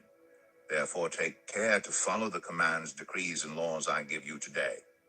If you pay attention to these laws and are careful to follow them, then the Lord your God will keep his covenant of love with you as he swore to your ancestors. He will love you and bless you and increase your numbers. He will bless the fruit of your womb, the crops of your land, your grain, new wine, and olive oil, the calves of your herds and the lambs of your flocks in the land he swore to your ancestors to give you. You will be blessed more than any other people. None of your men or women will be childless, nor will any of your livestock be without young. The Lord will keep you free from every disease. He will not inflict on you the horrible diseases you knew in Egypt, but he will inflict them on all who hate you. You must destroy all the peoples the Lord your God gives over to you. Do not look on them with pity, and do not serve their gods, for that will be a snare to you. You may say to yourselves, these nations are stronger than we are. How can we drive them out? But do not be afraid of them. Remember well what the Lord your God did to Pharaoh and to all Egypt. You saw with your own eyes the great trials, the signs and wonders, the mighty hand and outstretched arm with which the Lord your God brought you out. The Lord your God will do the same to all the peoples you now fear. Moreover, the Lord your God will send the hornet among them, until even the survivors who hide from you have perished. Do not be terrified by them, for the Lord your God who is among you is a great and awesome God. The Lord your God will drive out those nations before you little by little. You will not be allowed to eliminate them all at once, or the wild animals will multiply around you. But the Lord your God will deliver them over to you, throwing them into great confusion until they are destroyed. He will give their kings into your hand, and you will wipe out their names from under heaven. No one will be able to stand up against you. You will destroy them. The images of their gods you are to burn in the fire. Do not covet the silver and gold on them, and do not take it for yourselves, or you will be ensnared by it. For it is detestable to the Lord your God. Do not bring a detestable thing into your house, or you, like it, will be set apart for destruction. Regard it as vile and utterly detest it, for it is set apart for destruction. Deuteronomy 8. Be careful to follow every command I am giving you today, so that you may live and increase and may enter and possess the land the Lord promised on oath to your ancestors. Remember how the Lord your God led you all the way in the wilderness these 40 years to humble and test you in order to know what was in your heart, whether or not you would keep his commands. He humbled you, causing you to hunger, and then feeding you with manna, which neither you nor your ancestors had known, to teach you that man does not live on bread alone, but on every word that comes from the mouth of the Lord. Your clothes did not wear out, and your feet did not swell during these 40 years. Know then in your heart that as a man disciplines his son, so the Lord your God disciplines you. Observe the commands of the Lord your God, walking in obedience to him and revering him. For the Lord your God is bringing you into a good land, a land with brooks, streams, and deep springs gushing out into the valleys and hills. and a land with wheat and barley, vines and fig trees, pomegranates, olive oil, and honey, a land where bread will not be scarce, and you will lack nothing, a land where the rocks are iron, and you can dig copper out of the hills. When you have eaten and are satisfied, praise the Lord your God for the good land he has given you. Be careful that you do not forget the Lord your God, failing to observe his commands, his laws, and his decrees that I am giving you this day. Otherwise, when you eat and are satisfied, when you build fine houses and settle down, and when your herds and flocks grow large and your silver and gold increase and all you have is multiplied, then your heart will become proud, and you will forget the Lord your God who brought you out of Egypt, out of the land of slavery. He led you through the vast and dreadful wilderness, that thirsty and waterless land with its venomous snakes and scorpions. He brought you water out of hard rock. He gave you manna to eat in the wilderness, something your ancestors had never known, to humble and test you so that in the end it might go well with you. You may say to yourself, my power and the strength of my hands have produced this wealth for me. But remember the Lord your God, for it is he who gives you the ability to produce wealth and so confirms his covenant, which he swore to your ancestors as it is today. If you ever forget the Lord your God and follow other gods and worship and bow down to them, I testify against you today that you will surely be destroyed. Like the nations the Lord destroyed before you, so you will be destroyed for not obeying the Lord your God. Deuteronomy 9. Hear, Israel, you are now about to cross the Jordan to go in and dispossess nations greater and stronger than you, with large cities that have walls up to the sky. The people are strong and tall, Anakites. You know about them and have heard it said, who can stand up against the Anakites? But be assured today that the Lord your God is the one who goes across ahead of you, like a devouring fire. He will destroy them, he will subdue them before you, and you will drive them out and annihilate them quickly, as the Lord has promised you. After the Lord your God has driven them out before you, do not say to yourself, the Lord has brought me here to take possession of this land because of my righteousness. No, it is on account of the wickedness of these nations that the Lord is going to drive them out before you. It is not because of your righteousness or your integrity that you are going in to take possession of their land, but on account of the wickedness of these nations. The Lord your God will drive them out before you to accomplish what he swore to your fathers, to Abraham, Isaac, and Jacob. Understand then that it is not because of your righteousness that the Lord your God is giving you this good land to possess, for you are a stiff-necked people. Remember this, and never forget how you aroused the anger of the Lord your God in the wilderness. From the day you left Egypt until you arrived here, you have been rebellious against the Lord. At Horeb, you aroused the Lord's wrath so that he was angry enough to destroy you. When I went up on the mountain to receive the tablets of stone, the tablets of the covenant that the Lord had made with you, I stayed on the mountain 40 days and 40 nights. I ate no bread and drank no water. The Lord gave me 2 stone tablets inscribed by the finger of God. On them were all the commandments the Lord proclaimed to you, on the mountain, out of the fire, on the day of the assembly. At the end of the 40 days and 40 nights, the Lord gave me the 2 stone tablets, the tablets of the covenant. Then the Lord told me, go down from here at once, because your people whom you brought out of Egypt have become corrupt. They have turned away quickly from what I commanded them, and have made an idol for themselves. And the Lord said to me, I have seen this people, and they are a stiff-necked people indeed. Let me alone, so that I may destroy them and blot out their name from under heaven. And I will make you into a nation stronger and more numerous than they. So I turned and went down from the mountain while it was ablaze with fire, and the 2 tablets of the covenant were in my hands. When I looked, I saw that you had sinned against the Lord your God. You had made for yourselves an idol cast in the shape of a calf. You had turned aside quickly from the way that the Lord had commanded you. So I took the 2 tablets and threw them out of my hands, breaking them to pieces before your eyes. Then once again I fell prostrate before the Lord for 40 days and 40 nights. I ate no bread and drank no water, because of all the sin you had committed, doing what was evil in the Lord's sight, and so arousing his anger. I feared the anger and wrath of the Lord, for he was angry enough with you to destroy you.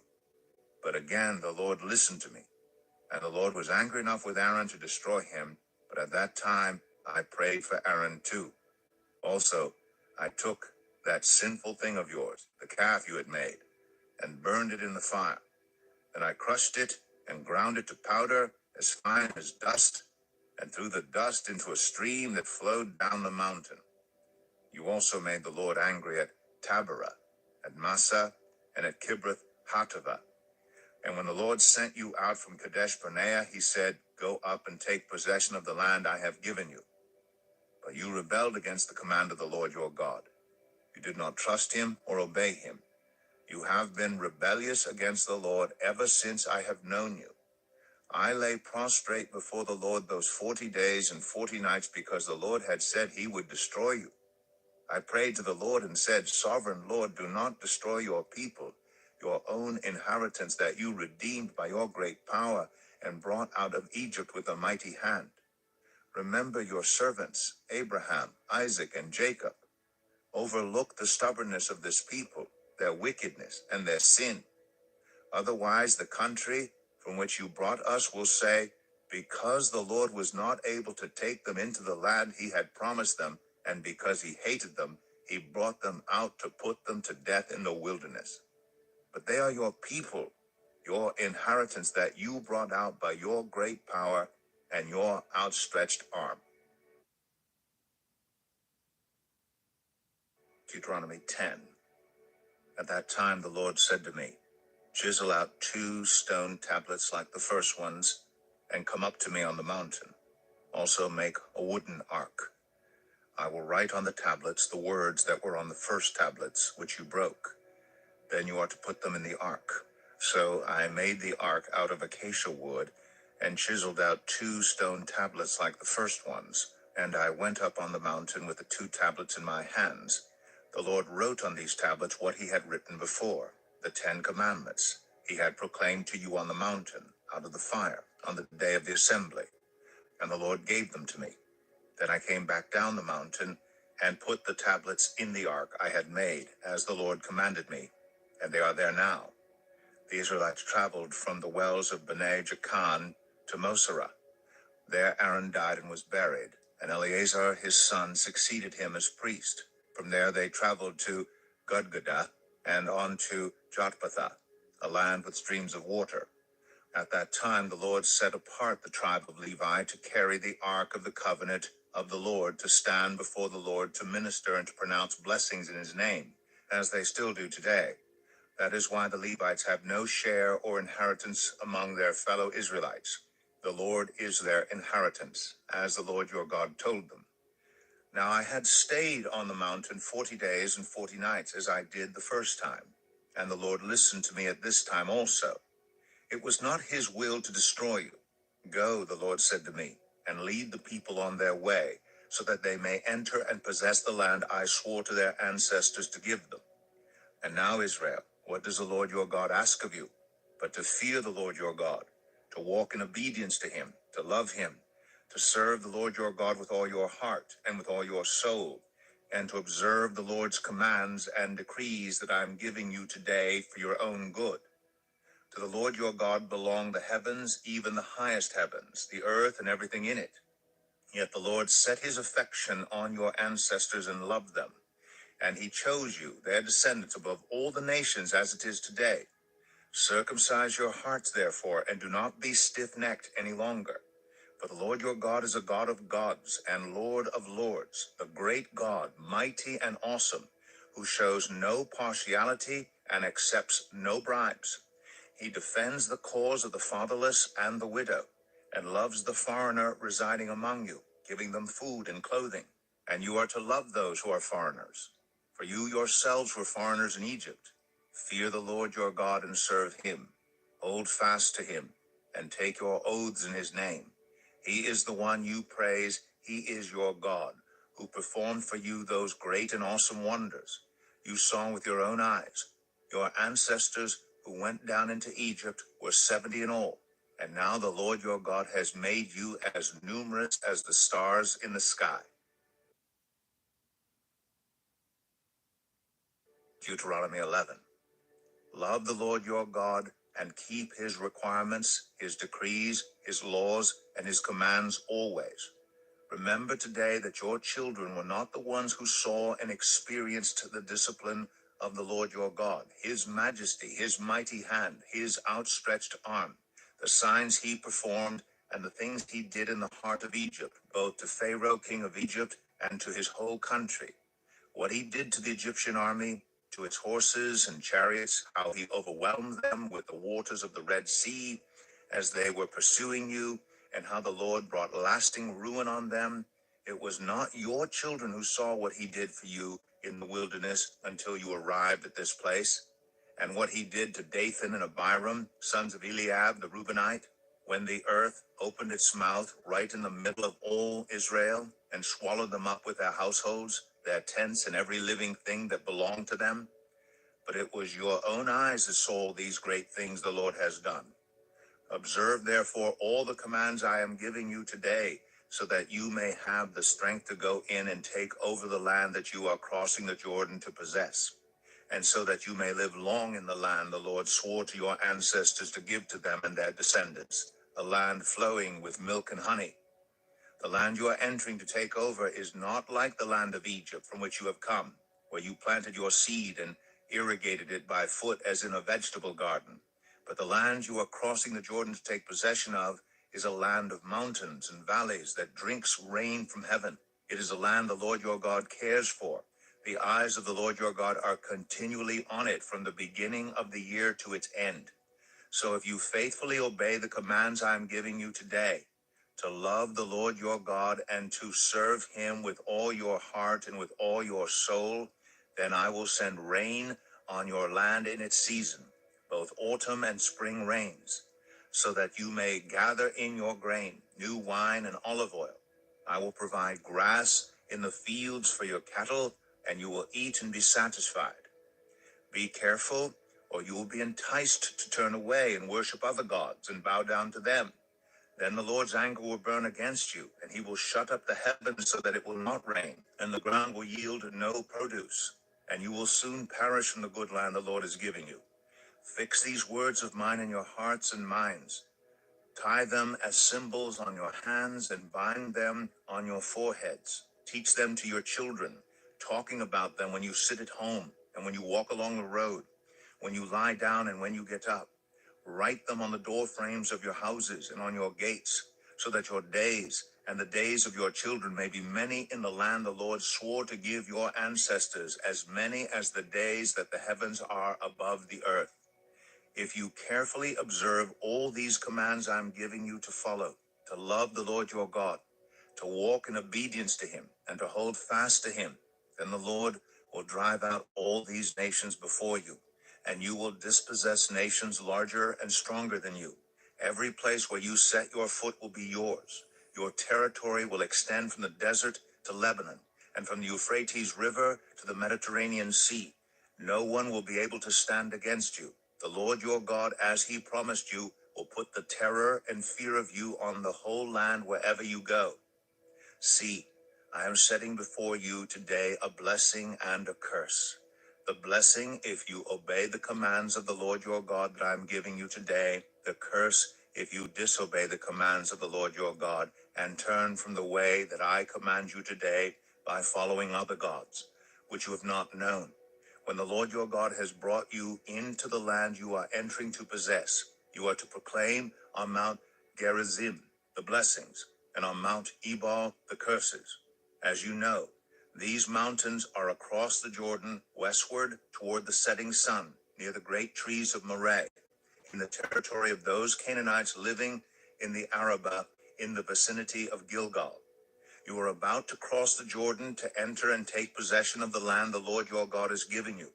When you have taken it over and are living there, be sure that you obey all the decrees and laws I am setting before you today.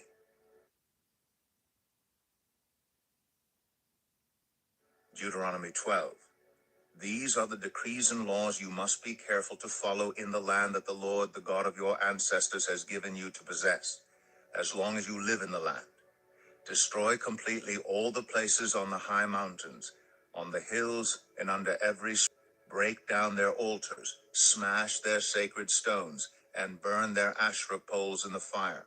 Cut down the idols of their gods, and wipe out their names from those places.